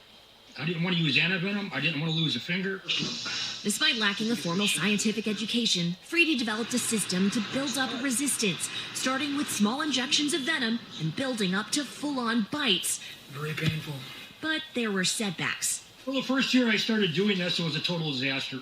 I ended up in the hospital in a coma on 9/12, the day after 9/11, after 2 cobra bites. Eventually, Frady had the idea that his blood could be used by scientists to develop a better kind of antivenom and tackle a global problem. 5 million people are bitten every year. 125,000 people have died every year. And there's over 400,000 amputations and disfigurements because of snake venom. Well, That is insane numbers. So something like what he's doing is a good thing. That looks like a puff adder right there. while there are antivenoms available for many of the world's venomous snakes, the traditional process has drawbacks. Small doses of venom are injected into an animal, like a horse, which then produces antibodies turned into an antivenom. Plus, those horse antibodies can cause serious side effects. That means a patient needs to identify the kind of snake that bit them, and then the hospital needs to have that specific antivenom, a challenge in many poor rural areas. Frady's dream, a universal antivenom based on human antibodies. It seemed more like a fantasy.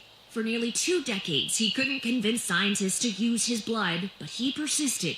Over 650 injections and over 200 snake bites later, one phone call changed everything. I was like, look, I would love to get my hands on some of your blood. And then his answer to me was, yeah, I've been expecting this call for a long time. Immunologist Jacob Glanville founded biotech company Cenovax. The goal? Create a universal vaccine that could treat multiple infectious diseases. I started wondering whether the same biology might apply to snake bite that applies to universal vaccines. And the opportunity to study Tim Frady was once in a lifetime. Tim seems to be a totally unique immunological history phenomenon. Glanville says that through repeated venom exposure, Frady has built incredibly strong antibodies. So it's like a samurai sword. You're bending it and hammering it and bending it and hammering. Each time it makes the blade more excellent. Now, a collaboration between Frady, Cenovax, and scientists at Columbia University have published a new research paper. The team developed what it calls an antivenom cocktail using antibodies isolated from Frady's blood. In tests on mice, it gave complete protection against 13 out of 19 of the most deadly snake venoms in the world, and partial protection against the other 6. A major step forward, but still a long journey ahead, with a different blend of antibodies for vipers in the works. Frady hasn't been bitten in 8 years, but says he's always willing to jump back in the snake pit. For science. I miss it a lot, but we'll see what the future holds. A citizen scientist just waiting for the right mission to sink his fangs in. Crazy stuff. Crazy stuff.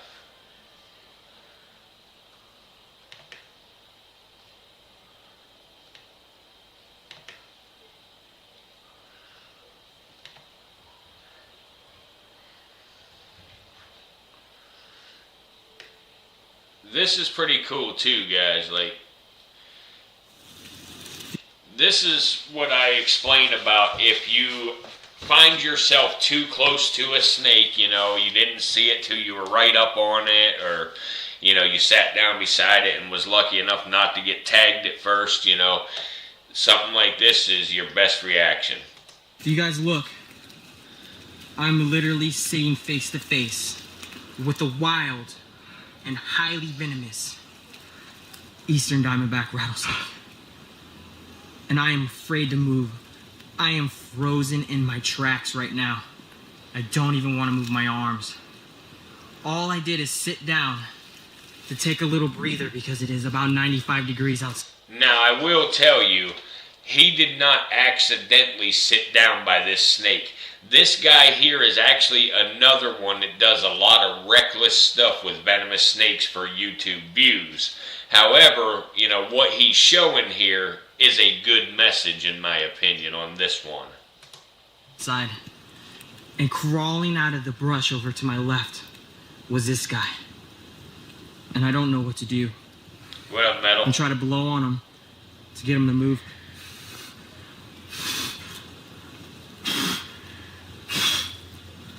He's not moving at all. Oh, I'm gonna try to touch his tail to get him to move.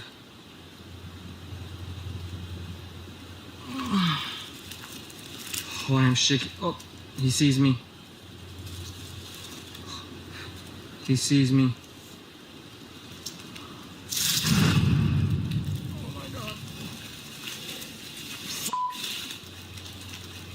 I do not want to move right now. I am shaking. I need to find something to poke him with. What's up, Jennifer? Oh my god.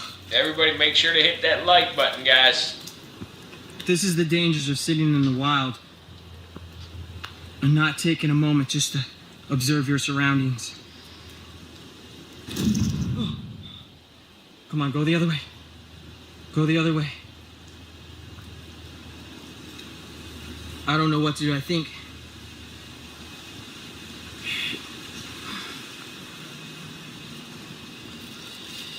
Come on, go the other way. Yeah. Is he gone? Whoa. Look at me. You see that? I don't know if that is adrenaline or if that is fear. Alright, see you later quick, all the way. and I had to move out of this guy's way as fast as possible. That is an eastern diamondback rattlesnake for you. He sees me. Oh my god. I do not want to move right now.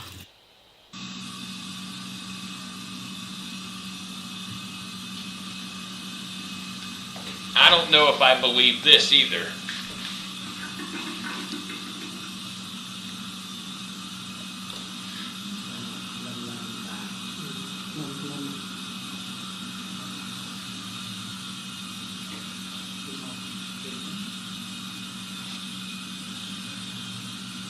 Alright, good night, Fastlane.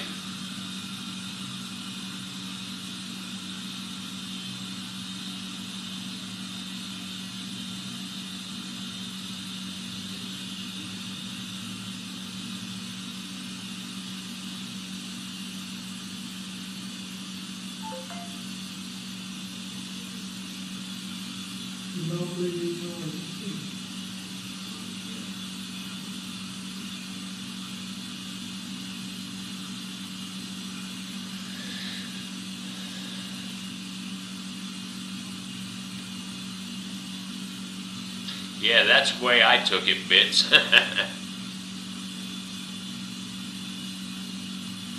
Yeah, zigzag, I'm sure it is.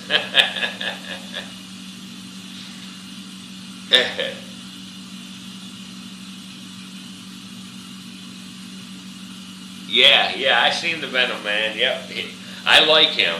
Yep.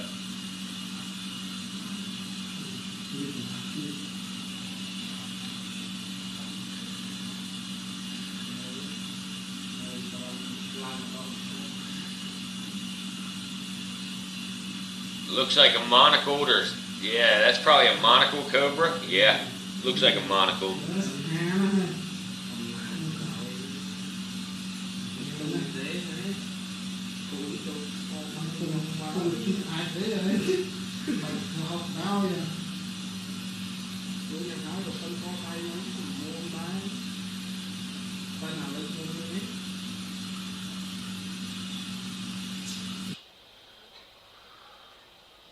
Yeah, we just watched him solo. That's Tim Freed. We just watched him.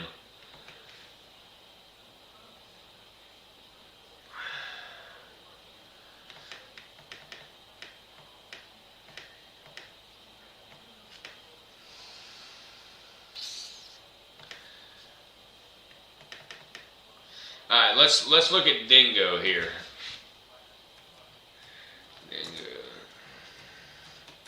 Dingo Man, Forest Cobra.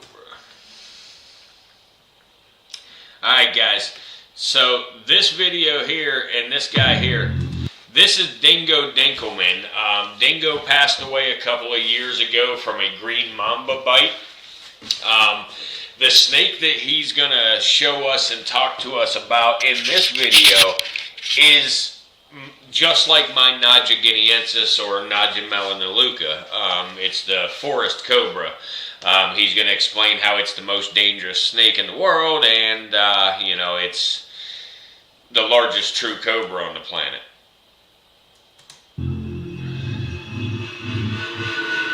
Have to get him. If he comes out, guys, he goes towards you, keep still. I'll get him in time, alright? Whoa!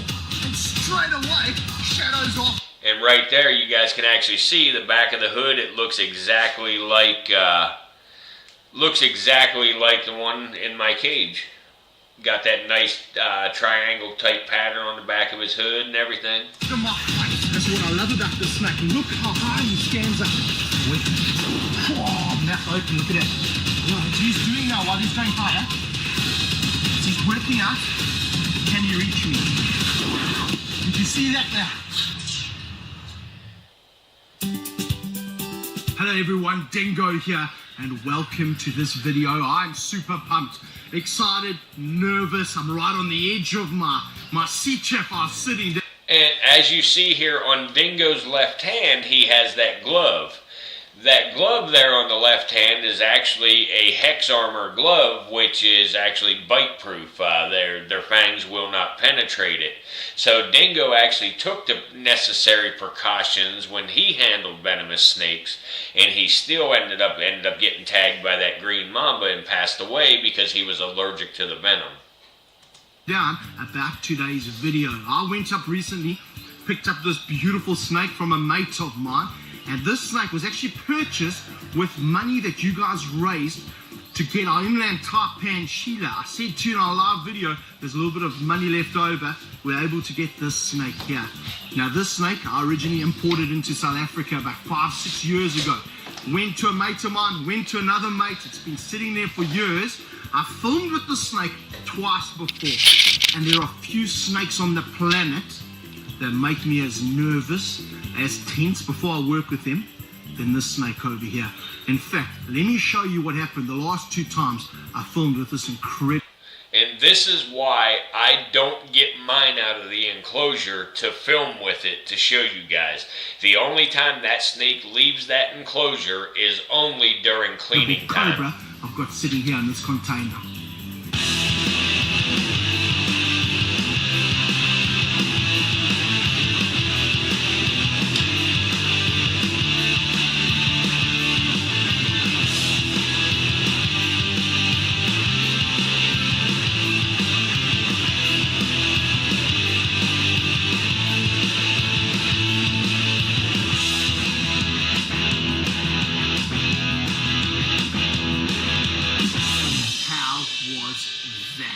You can see why I'm nervous about this big, beautiful West African forest cobra. He's in here now. I've got a name for him. His name is Shadow. Tell me, put your comments down below. Do you enjoy the name Shadow? I have been waiting to get this snake back here in our collection. I'm going to bring him out. We're out in a forest around the corner from our house. I just want to show you what he looks like in his natural terrain. He's from Togo. This is his kind of natural vegetation that he lives in. But put your comments down below. What do you think of Shadow as a name? I think it's awesome. He's an evil snake, this guy. Did you hear him there? He knows it's time to rumble. So get this out the way. You don't want tape stuck on the snake. All right, there we go. Now, I have to get him. If he comes out, guys, he goes towards you, keep still. I'll get him in time, all right? Here we go. Whoa, he is huge. What a big snake. Come and have a look. My forest cobra don't have a name yet, but he is just as big as this one right here. And again, they're the largest cobra on the planet. Look at him over here quickly, Curse. Before he comes up. Look at him there. He's still sleeping a little bit. Look at the size of this snake. Isn't that absolutely massive? It's a huge snake. Just get this container out of the way here. Look at it. Get this right out of the way. Whoa! And straight away, Shadow's after my face.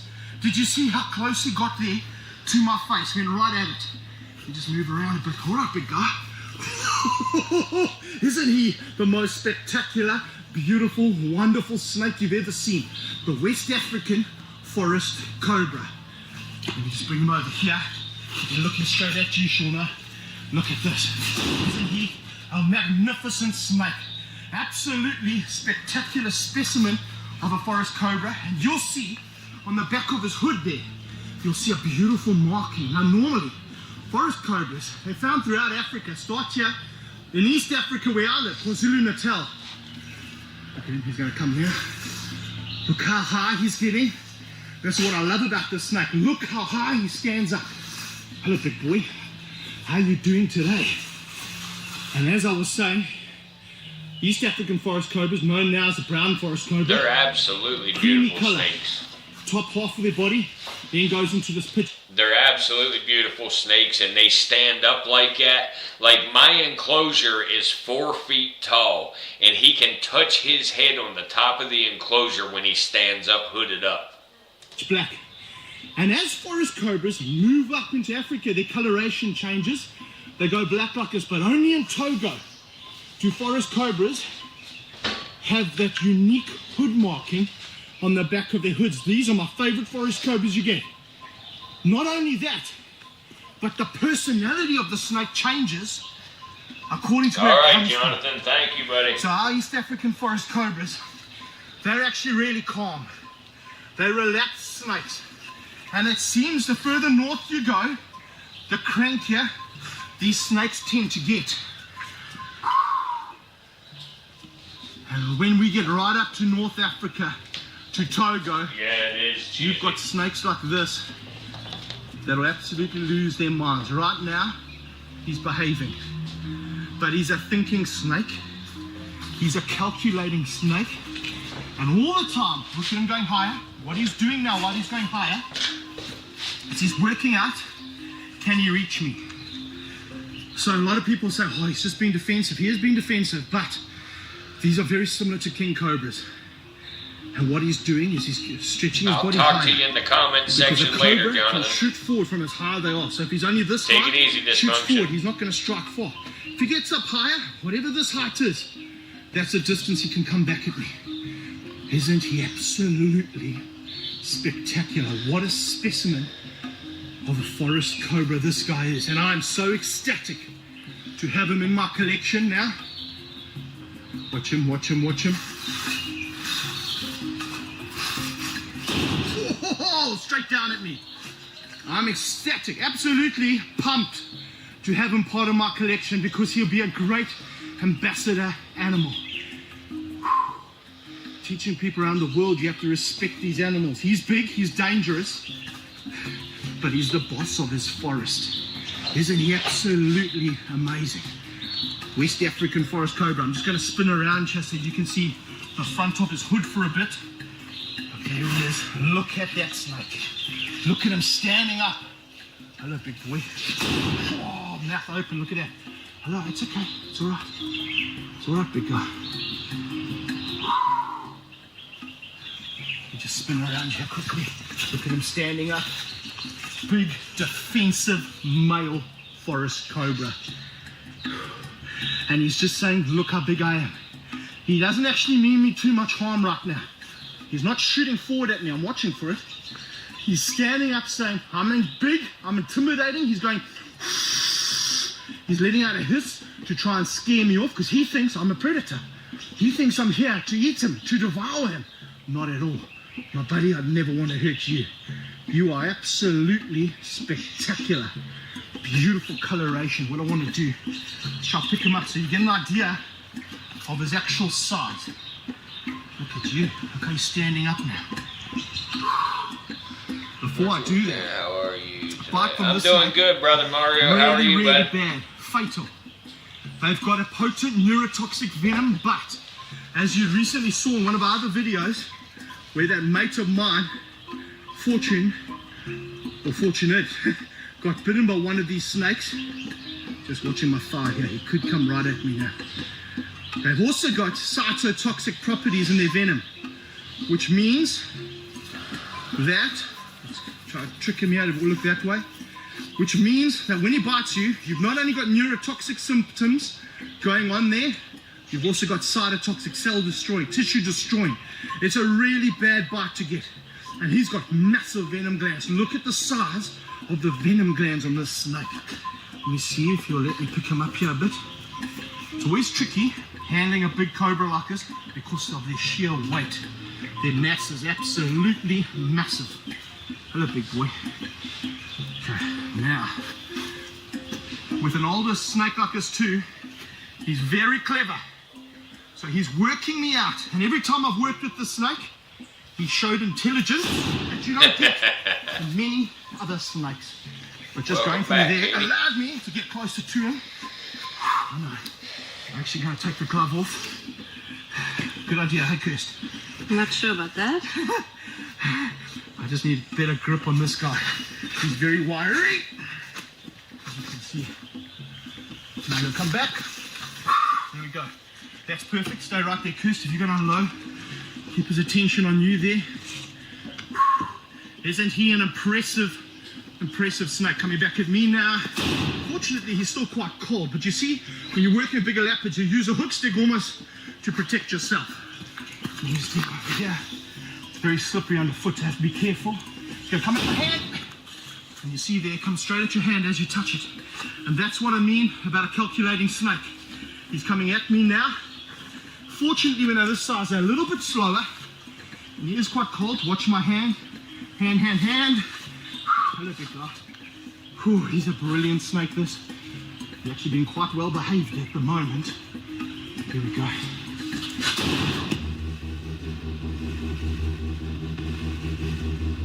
Did you see that now? I don't know if you could see him there, but he wrapped his tail around my hand and he used that as leverage. And he came straight up from there at my hand, wrapping it around, coming at the hand. He's a super smart snake. What an intelligent snake. There we go, it's all right. Here we go. And there you have it. Look at that look right there into his face. Isn't that absolutely incredible? The beautiful, the magnificent West African forest cobra. Look how confident he is. Doesn't know whether to come at me or at the camera. Kirst, if he comes at you, I'm going to hook him. Don't worry. Kirst, you don't have to. Kirsty's backing up there a bit. Isn't he absolutely beautiful?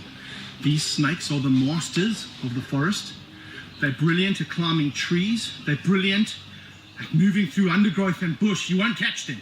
I've caught West African forest before, but I've chased more than I've caught. Right through the bush, trying to catch them. They just go straight through the vines, straight through the thick undergrowth, and us human beings get completely stuck in it. Tell y'all a little quick story. I actually one day with my forest cobra, like I say, he's almost 9 foot long. I had a enclosure that was actually made out of MDF. MDF is medium density fiberboard. It's basically compressed sawdust. Well, anyway, these forest cobras are semi-aquatic. They spend a lot of the time in water. So he would continue to get into his water bowl, climb out of his water bowl, and go back into the go back down onto the floor of his enclosure. So he kept doing this repeatedly, for a couple months, whatever it was that he was in that enclosure. Well, one night, finally, the enclosure had enough water on it that the bottom collapsed out of it.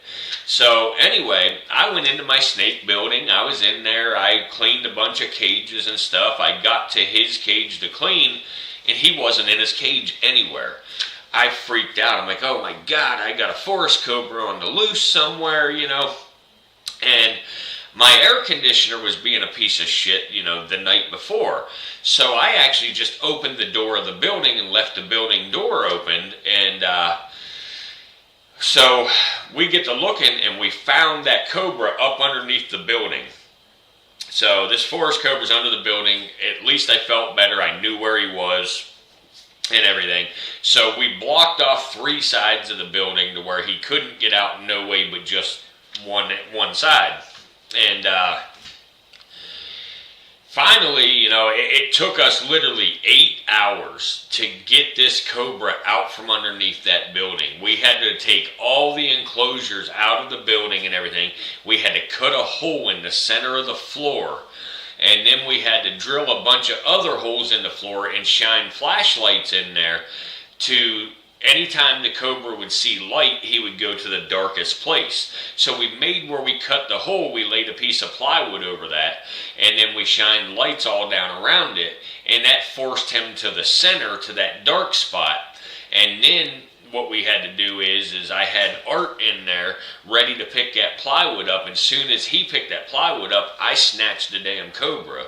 And finally I got the cobra, I put him into a temporary enclosure. And when I went to, about a week later, he was still in this small temporary enclosure. I said, I got to get him into a bigger enclosure. And so finally I decided to try to get him into a bigger enclosure. And I have my tongs, the long grabber tongs. They're about 4 foot long, 4.5 feet.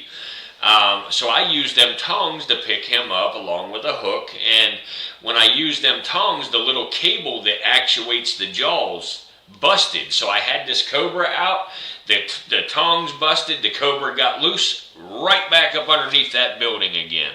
Luckily, we had just used screws to screw a piece back in where I cut the floor out and everything, so we was able to do the same thing as we'd done before to get him back out again, but it took us a lot less time.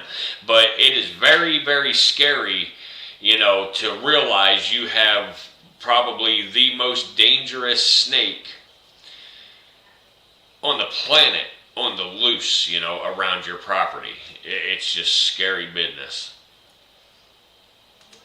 And that's the problem when you're trying to catch a West African forest cobra, but don't do it.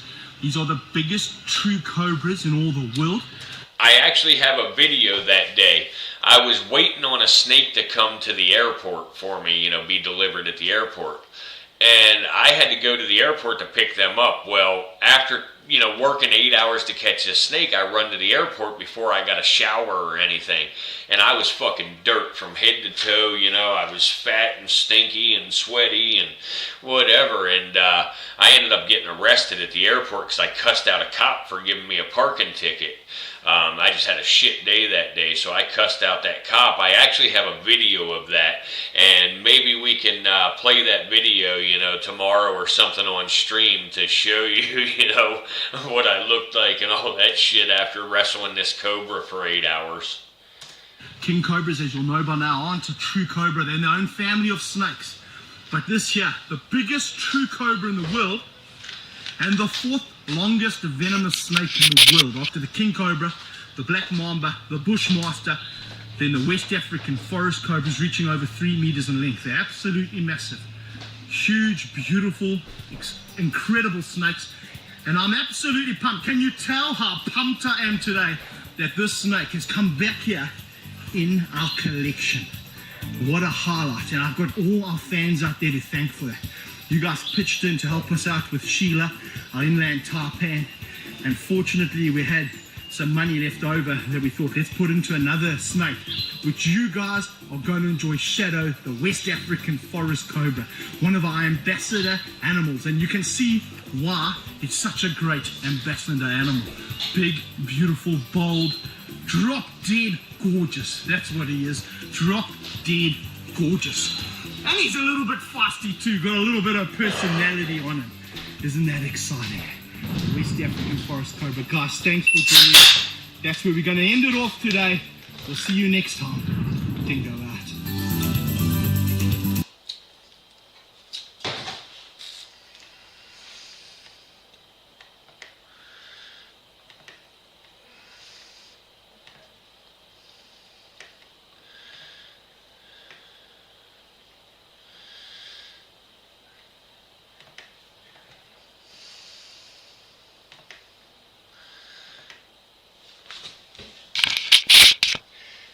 Alright guys, so I appreciate y'all being here and hanging out with us and everything.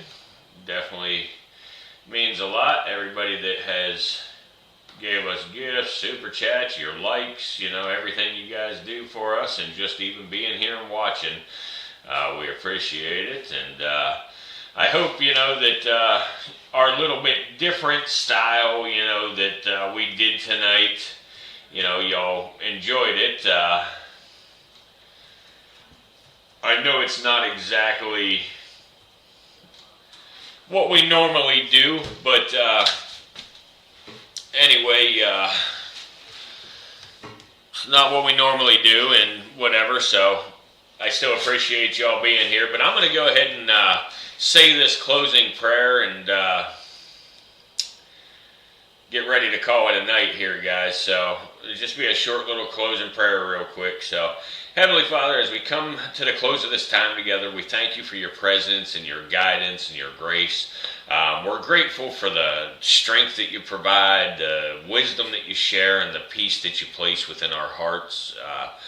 Lord, go with us as we leave this place. Help us to walk in kindness and speak with love and serve others with compassion. Give us courage for the challenges ahead and faith to trust you in all things. Protect our families, bless our work, and keep us united in purpose and spirit. May everything we do bring honor to you, and in your holy name we pray, amen. But anyway, guys, like I say, I appreciate it very much. Definitely means a lot that you guys support the channel the way you do. It helps us out. Like I say, we really want to make this thing work, and with the regulars that hang out with us and everything, that's what's going to help this thing grow.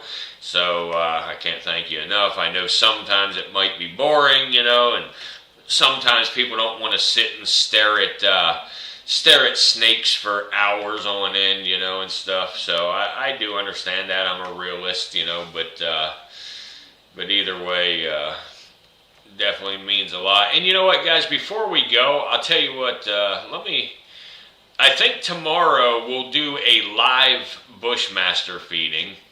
Maybe we can do a live one instead of a frozen thaw with the Bushmaster, and give you guys a opportunity to see a live feeding with him, if you want to anyway.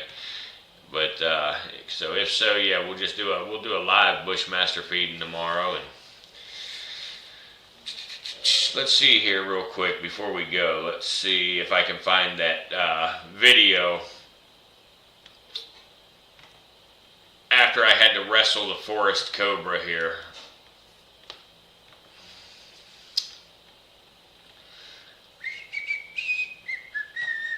Let's see. Videos. Let's see.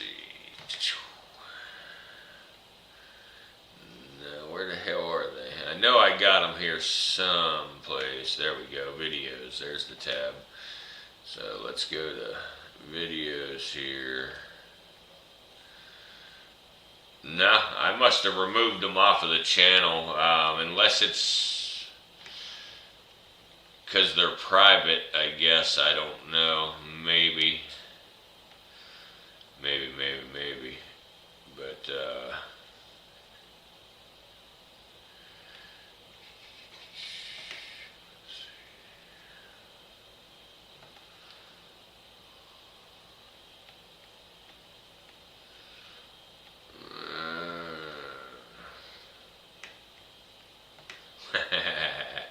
Fuck around and find out why they call me a rattlesnake and not a rattlepit.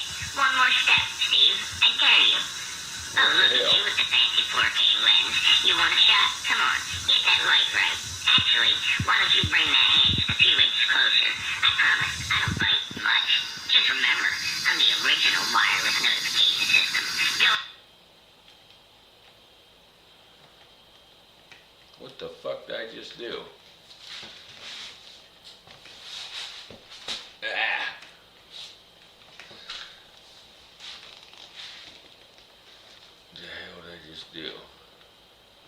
What the hell am I doing here? Something's happening. Come on, damn it.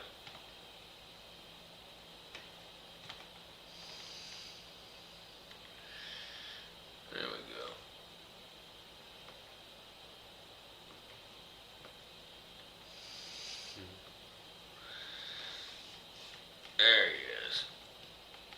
to where I put that video. Fuck around and find out why they call me a rattlesnake and not a rattle pit. One more step, Steve. I dare you. I may have, Cheesy. Yeah, I'll find it though. Come on, get that light right. Actually, why don't you bring that hand just a few inches closer? I promise, I don't bite much. Just remember, I'm the original wireless notification system. Awesome all the way, and Bits and Sue and everybody. But yeah, we'll make something happen tomorrow. One more step, Steve. And like I said, we'll probably just go ahead and do a live Bushmaster feeding because I got a couple of live rodents and I have a hungry Bushmaster, so we'll do that and then we'll make it happen. Have you seen the live rattlesnake cams on here 24/7? Yes, Cheesy. That is the Colorado Rattle Cam or Project Rattle Cam. I am familiar with those people and everything. They actually are going to have a timber rattlesnake cam going here real soon too. But I actually had live cameras going 24/7 as well. I don't have them going tonight, and I haven't for a few days, but I was having 24/7 live cameras going for a little while there. And I might get them back up again here. We'll see how it goes. I would like to maybe, so what the hell did I do here? I suck at this technology crap, guys, just so you know. I apologize, I suck at it, but we'll get her figured out. I mean, this whole OBS thing, is kind of weird stuff for me. I don't know exactly how to do all this crap, but I'm getting it figured out slowly. Let's see here. Okay, window. Okay, there we go. Now here's this. Let's see. Let's see if we can find something real quick here. Chandler's Wildlife bit by Indian cobra. Here it is. Yeah, so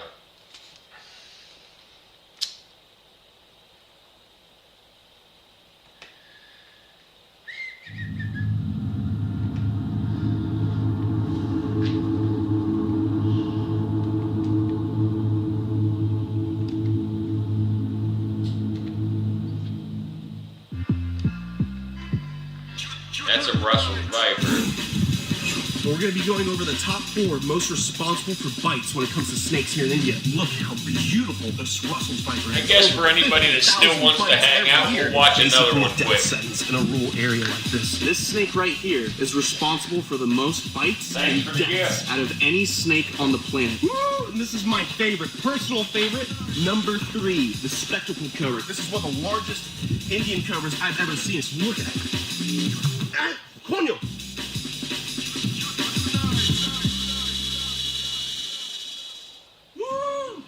What is going on, my beautiful people? I'm here in India, out in a real rural area, and we're going to be going over the top 4 most responsible for bites when it comes to snakes here in India. In India, there are over 50,000 bites, 50,000 deaths. People get bit all the time. It is considered a tropical disease, and people aren't able to get anti-venom in these rural areas, and they die all the time. We're going to go over those top 4 snakes right now, starting with the crate. Look at this. This is one of the most toxic snakes in the world. In India, this snake is drop for drop the most toxic. It is a front fixed fanged lapid. Deep in shed, you can see its eyes are very, very milky right now. It's going through the shedding process, so there's a liquid layer in between the old and new skin to help separate that old skin as it grows. But this snake is a young individual. It's literally a little baby that can get around 5 feet long. And they're typically only active at night. This snake likes to eat other snakes like cobras, keelback snakes, and frogs. But this snake is not to be taken lightly. Are they showing any timbers shut down yet, your body Cheesy? with its powerful neurotoxic venom. And how people get bit is at night this snake is very active, and what it does is it crawls around looking for food, and sometimes they end up in houses. and sometimes people are sleeping on the floor. And if they roll on this snake in the middle of the night, they get bit and they don't even feel it. And they go into paralysis. That neurotoxic venom shuts down their body, leaving them unable to breathe. And in these rural areas where they don't understand snake bite, they don't know what's going on with their family member, and they're in a comatose state, barely alive, heart's barely beating, and they can't even breathe. This snake is so respectable throughout Asia. There's many variations of the crate. This is the Indian crate. It's a beautiful snake, but to be respected. And this is number 1 on the top 4 most deadly snakes in India. Woo, we got number 2 right here. This is the Russell's viper. The Russell's viper is number 2 for deadliest snakes in India and most responsible for bites. This is a hinge fang pit viper that has huge fangs that can deliver a nasty venom that will literally turn your blood into a jelly, creating clots. This snake crawls around at night like most snakes looking for food. Now the thing you gotta understand about these snake bites, why there's over 50,000 bites every year, these animals are looking for rats to eat. They pick up the scent of the rats and they follow where the food goes. And these snakes end up in houses where people end up getting too close. What happens commonly is people don't understand the different types of snakes, and they'll see this Russell's viper and they'll think that this snake is a python and they'll try to handle it. I've seen videos of people trying to free handle these snakes as if they're non-venomous pythons, and they get bit, and it's the saddest thing ever. The biggest thing about these animals is they need to be left alone. Leave the handling to the experts. Do not take it into your own hands. Me personally, I've been working with these snakes since I was a little boy. I understand their body language, and I can get away with handling them. This snake can get roughly about 5-6 feet long, and I've seen them literally flip over their own body and bite people in the fingers. And those people who get bit, if they don't die, they have long, life-term injuries. Rotten appendages, they could have clots in their body and have to take medications to break down those clots so their heart doesn't get clogged up and they don't have a heart problem and die, like a heart attack. Look how beautiful this Russell's viper is. An amazing snake with the most unique pattern going down its back. We're on the edge of a rice field right now, and this is where they're commonly found because rice attracts rats, and the snakes are always going to follow. This beautiful viper belongs in this natural habitat and should be respected. If you see a snake like this, you call a snake rescuer to safely relocate them back to the wild. Please don't ever kill these snakes. They belong in the habitat just as much as you and I. These animals deserve a space on this planet just like any one of us. Woo! Russell's viper, number 2. Woo!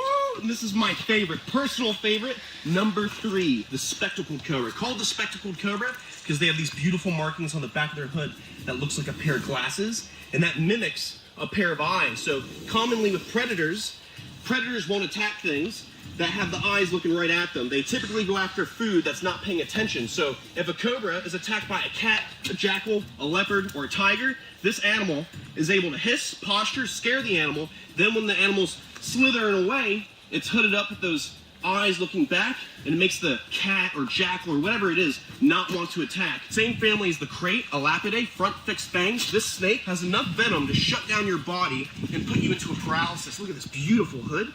This is one of the largest Indian cobras I've ever seen. It's probably about like 5 feet long, and it's a beast of a snake. You can see all it wants to do is get away. That's the big thing about these snakes. They don't want to bite you. They don't want to kill you. They want to mind their own business. They want to thrive and survive, and they want to eat. They want to eat, breed, and be left alone. These snakes want nothing to do with us. Look at it. Ah, coño!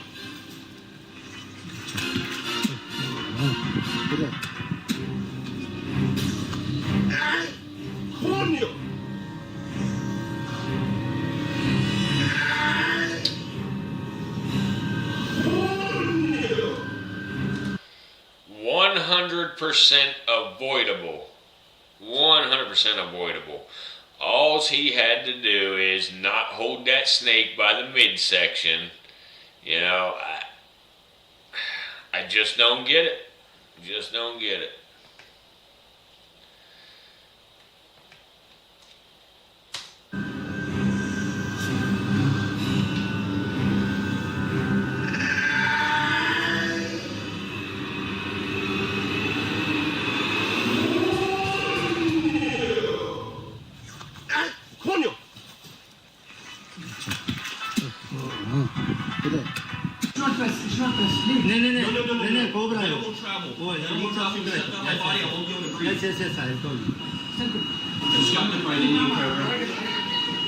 And this is a bad lesson to learn right now. The keys to keep calm right now. I'm keeping the venom from traveling right now. It's neurotoxic venom. If it gets to the rest of my body, it's going to shut my body down. I won't be able to breathe on my own. I got to keep this venom from traveling. They're going to get me anti-venom right now. I think the guy next to me was bit by a Russell's viper. His legs are rotten. Very bad. Holding it so the venom doesn't travel. I am. I'm calm. I was going to say, I don't know what's more scary, the hospital or the bite. I can't let go of my finger. Is it paining you? Yes, bad. Cytotoxin. Yes. Cytotoxin eating my finger.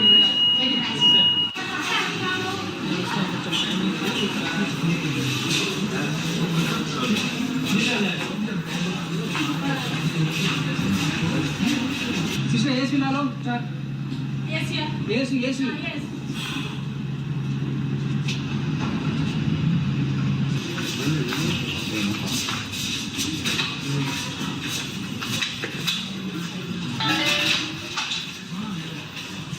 You got it? Yes, Bits. With neurotoxic, you know, and obviously Indian cobras have some cytotoxic properties to them. But with a neurotoxic venom, if you put pressure on the bite area, you can stop that venom from traveling to localize it in one area. That's okay to do with a neurotoxic bite. With a hemotoxic or cytotoxic, you know, straight up cytotoxic bite, you would not want to do that because you're going to completely destroy that tissue. You want the venom to spread out with a hemotoxic bite. But, you know, with neurotoxins, you use what's called a pressure bandage. And actually, let's take a real quick look here what that is.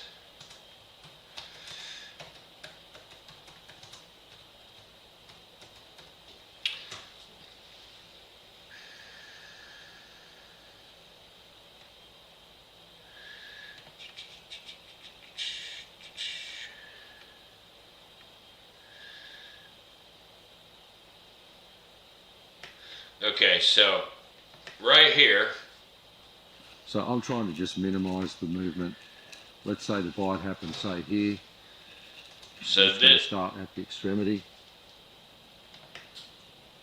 This right here is going to explain it. We're going to pretend like he was bitten on the ankle. Roll that bandage on.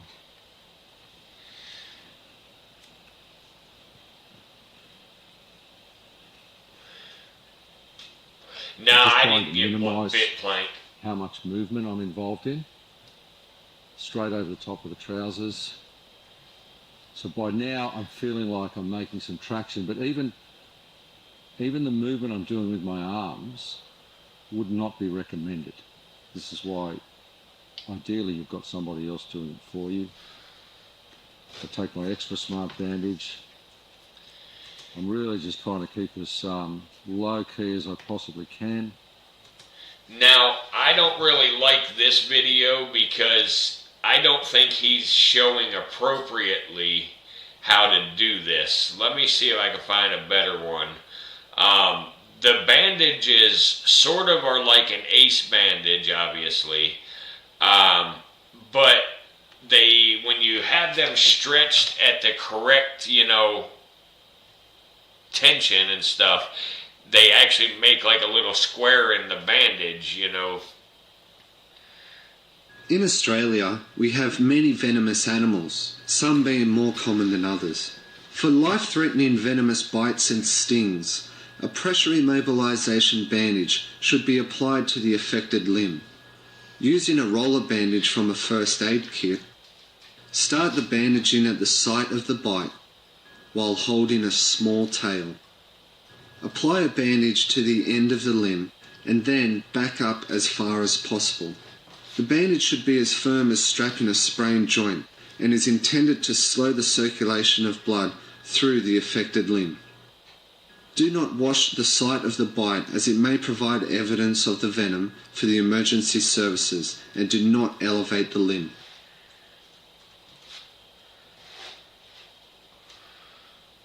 The 300 people that were in that show, not one of them saw me get bitten. That's how fast the snake was. It's busier than a one-legged man in an ass-kicking competition. It's all over the place. Black mambas have got the most bone-chilling hiss of any snake in the world.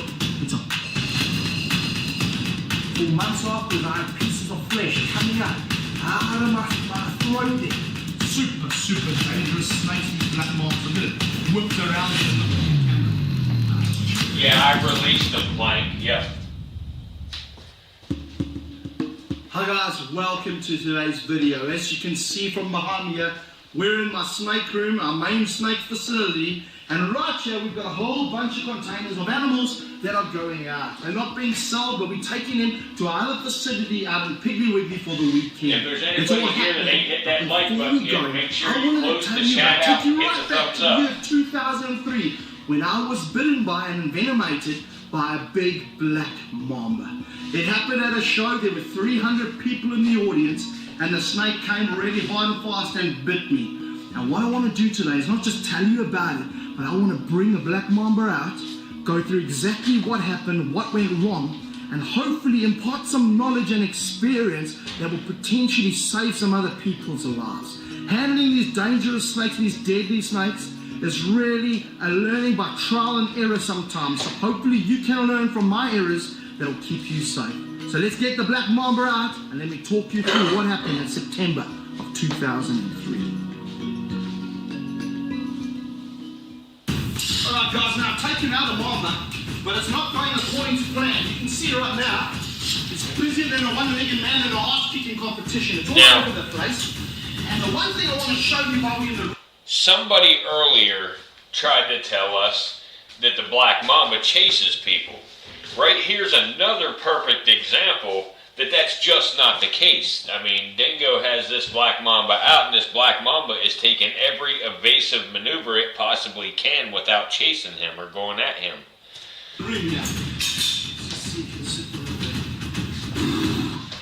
Is I've got very slippery floors in this room so that the snakes can't get a grip.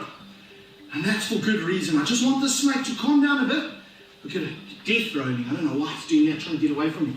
Just wanted to calm down a little bit. I don't have so that it on can slow down a bit. So I lift it up on the hook now and put it in the face. Come on, it's okay. And I took it out of its enclosure. It lost its mind, just went mad. I'm not letting you flick up. And I'm keeping its head on the ground because as soon as I lift it off the ground, it's going to try and flicker right up and bite me. There you go. He just told y'all what I was explaining earlier too about it, about keeping their head on the ground, not the rest of their body. Still rolling over. You need to relax. And this is a small mamba, about a 2 meter. Oh wow, see that? Yeah, I don't show it. It's actually one of the display animals that I use. There we go. It's quite a relaxed mamba. You might be saying, Dingo, are you mad? Have you seen the thing going all over the floor? Yes, I saw it. And it's edgy. Whoa, I don't want you climbing. It's a hot day today. And that's why this mamba's doing all kinds of things. Look here. Look at her mouth. If you come up close and if the camera moves in front of you, you can see how nervous and erratic these snakes are. Just wave your hand there above the camera. Look at that. Flick of the mouth. I know exactly what you want to do. Think this is my first time working with you guys? No. Excellent climbers, these black mambas. And you can hear I'm already out of breath. Look at that. Magnificent snake. Now it is calming down a little bit. It can come right out from there and smash that camera. They've got super good eyesight. Just want you to relax. Here we go. No. And they can climb really well up the hook stick in a matter of a second. And before I get onto the story of how I got bitten, I just need to make sure this mamba is completely relaxed and slowed down because I can't work with it like this. It'll tag me for sure. Thank you for all your super chats and everything tonight, Vince. Thank you very much. It really helps towards our goal. Just get it off there. And doesn't hurt the snake coming off the hook stick like that at all. They're super, it's just muscle. This whole snake's just made out of muscle. Let me try and see. I just want you to calm down. I put it over there and see, let it think it's climbing. Look at the strength of that snake, guys. Absolutely just powerful. 2 meters of just muscle and speed. The quickest snake in the world. There's no doubt about it. There's no snake in the world that is as quick as this snake. And in fact, when I was bitten in 2003, out of the 3, this is a problem, I've lost its tail.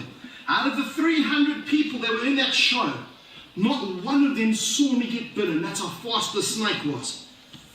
So then put it like this. There we go. Now you just sit. All right, let me start talking now. So what happened in the show is I was doing a public demonstration, and at the stage I had about 10 black mambas, and I used a variety of them in shows, and then that morning, dogs to give me a bit of hassles here. Oh, okay, don't flash your mouth at me. Let's just leave the snake just like that. That might be quite cool. And what happened? Sue, that's actually a good question. I haven't heard a thing from Ralph. You know, we had a bunch of people disappear at the exact same time. Like, literally about 10 people all at the exact same time just disappeared. That morning, is I took one of the snakes, which wasn't too aggressive, but it wasn't my most calm. This is quite a calm black mamba. He's quick. I mean, look at that, very, very quick. But he's quite calm. He hasn't actually tried to bite us. And some people say there's no such thing as an aggressive snake. Absolute load of rubbish. There are some black mambas that all they want to do is they want to bite you. And I have to be super careful when I'm working with these snakes, and I'm concentrating. Boy, am I concentrating right now. Every movement I'm watching. I disagree with Dingo there, and only with his choice of words. I agree with him that there are some snakes that all they want to do is bite you, but I still don't see it as aggression. I see it as defense. That's why I'll get onto the story as soon as I'm ready and comfortable to do that. But I'm watching the snake. All my energy, all my focus, 20 plus years of experience, all coming now to a head where I'm concentrating on this snake. The most dangerous and the quickest snake in the world. 5th most toxic venom of any snake in the world. And when they bite, they envenomate. They don't muck around. They don't give you too many warnings. They come in hard and fast, and they bite you, and when they bite, they mean business. And I was doing a show, and the black mamba was the last snake in my show. And I didn't have it on a hook stick like this. I had it on one of these grab sticks. And there are many different types of grab sticks in the world. I'm just going to swap it over onto the grab stick to give you that illustration. I had no gloves back then. 2003, there were no gloves around. And I had the snake up like this in the show. It was a much bigger mamba. It was a 2.8 meter mamba. And I don't recommend you work with grab sticks like this anymore. And I had the snake up like this. And it was a different type of a grab stick. One that didn't have this cable running down the middle. And what I did is I thought I had pressure on the snake. So I lifted it up out of its container. I thought I had pressure on it in that hook. And what is actually happening in those particular types of grab sticks, and I'll show you one in this picture, to the handle, instead of closing down on the snake, it got jammed right over there. So I thought I had pressure on the snake the whole time. Meanwhile, the snake was just sitting like this. And actually what had happened is I'd hacked the snake off. It was grumpy then. Grumpy, hot, fully charged, and with lots of people moving in the audience, the snake wanted to come and bite me, and this is what he did. Exactly what he's doing now slowly. He came rapidly, full speed. And because he was a longer mamba, 2.8 meters, oh, he's getting heavy now, even now. He came all the way down here, and he pinned me right on this thumb. And you can see how he can just stretch all the way.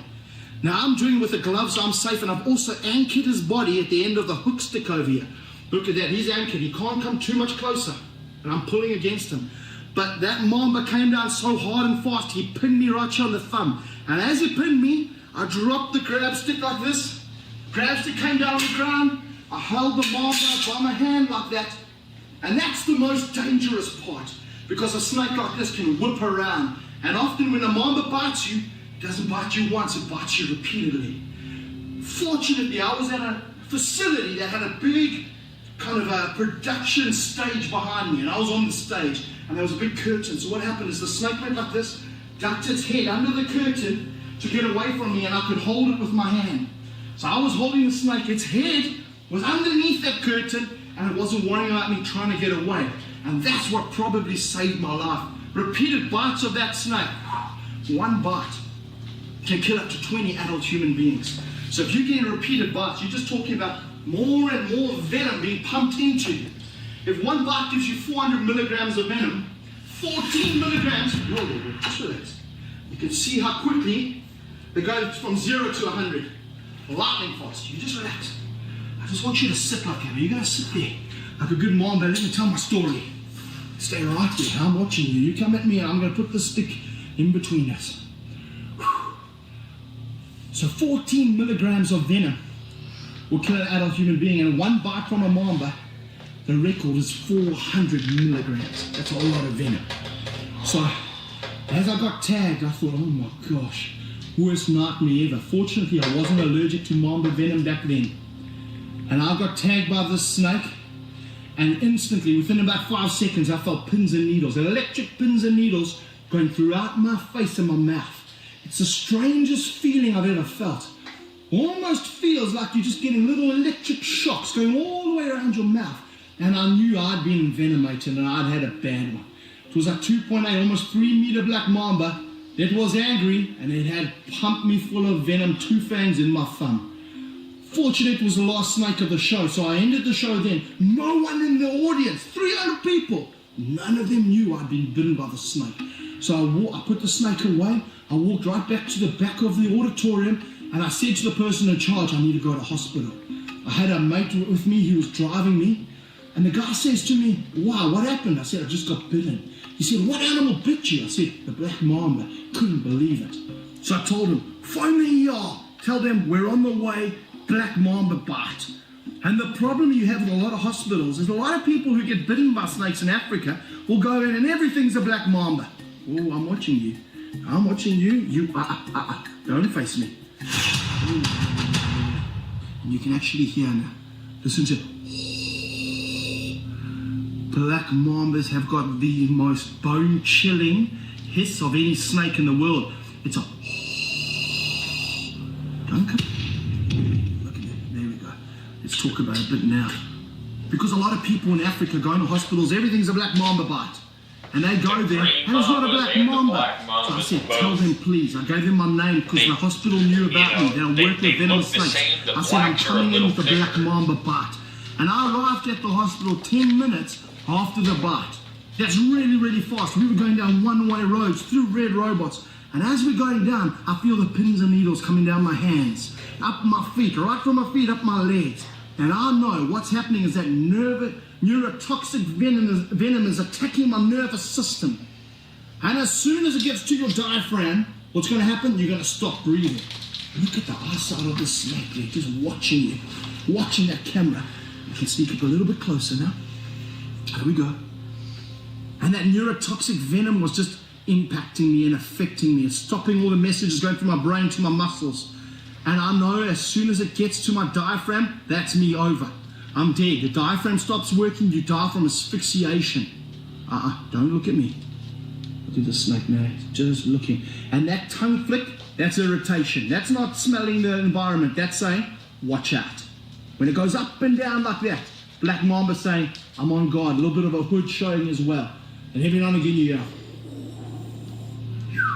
super, super dangerous snakes, these black mambas. Look at it, whipped around there to look at the camera. Would you move it? Look at that, that actually the snake, you just saw the camera hit the ground, straight at the cameraman out of nowhere. He was miles away, at least 3 meters away from the snake. And it went from a position of just sitting and relaxing to straight at him. And that's... Now, I need to interject right here to explain why that snake did what it did there. If this snake was just laying out in a field and it was just you there, that snake is not going to do that. With Dingo on one side of the snake and the cameraman on the other side of the snake and a cage to the right and a wall to the left, that snake is completely cornered. So that snake was trying to make an escape. So if it had another option, it would have taken the other option. That's what I mean about these snakes here. Let me just move this out the way. It's going to be something for it to angle on. It just goes from 0 to 100 in a split second and without reason. Cameraman did nothing there to upset the snake. tough when you hold its tail. Cameraman did nothing to upset the snake except for make it feel cornered. And as you see, now that you're fucking with it again, it's trying to get away to the side. You know, again, you know, this man was a very good snake handler and stuff. He uses his tools. The snake was put in a shitty situation to film this video, which made it act in that defensive slash aggressive, which I don't like to use, you know, way. There we go. You just relax. And I'm holding this hook stick in between myself and the mamba. So as I was saying, let me just try to see if you'll relax if I pick it up a bit. There we go, just relax now. How's that? Anyway, as I was saying, what happened is I got to that emergency room 10 minutes afterwards and I knew things were getting tough. Things were getting close to me being in real trouble. I was battling to breathe. I tried to get out the car, the vehicle when we arrived there. Whoa, whoa, whoa. Stay on the hook stick. Don't come back. Why are you coming back now? Let me just reposition the snake until I'm happy with it. It was so nice when it was just lying on the floor. Far safer to work with. There we go. And I tried to step out of the vehicle and just fell over. And my legs had already become paralyzed 10 minutes after the bite. And instantly I knew I was in trouble. Fortunately, there was a brilliant doctor, Dr. Brumbacher, and he had had experience with dealing with venomous snake bites. He also knew me. He knew who I was. And he treated me. He got there really quickly. And he pumped me full of anti-venom.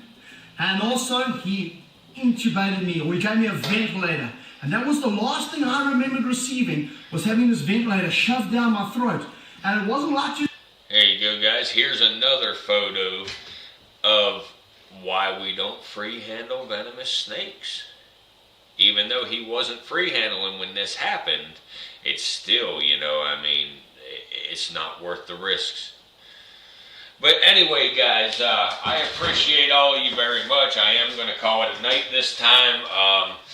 Yeah, y'all been great. We've been on here a long time tonight. So thank you. And we'll be on again tomorrow night. Like I say, tomorrow night, I believe we're going to go ahead and do a live Bushmaster feeding. So we'll actually put the Bushmaster in a bigger enclosure where y'all can get a real good look at him. And when we get home, we'll go ahead and show you the female Bushmaster and the blackhead maybe. But either way, we'll go ahead and feed the Muta tomorrow night, a live feeding. And we'll probably just do it on a normal vertical stream. Tomorrow night we'll see, you know, maybe I'll run 2 different devices so we can have a vertical and a horizontal separately. But either way, guys, I appreciate y'all. These vertical or these horizontal streams that I've done the last few days here are, you know, I'm trying to build my horizontal audience up, my long form audience up. You know, that's why I've been doing them this way. So it really helps out a lot. And anyway, guys, good night. And once again, one more time, I really appreciate you. And I might be able to end the stream if my computer will allow me. There we go. End the stream. Good night.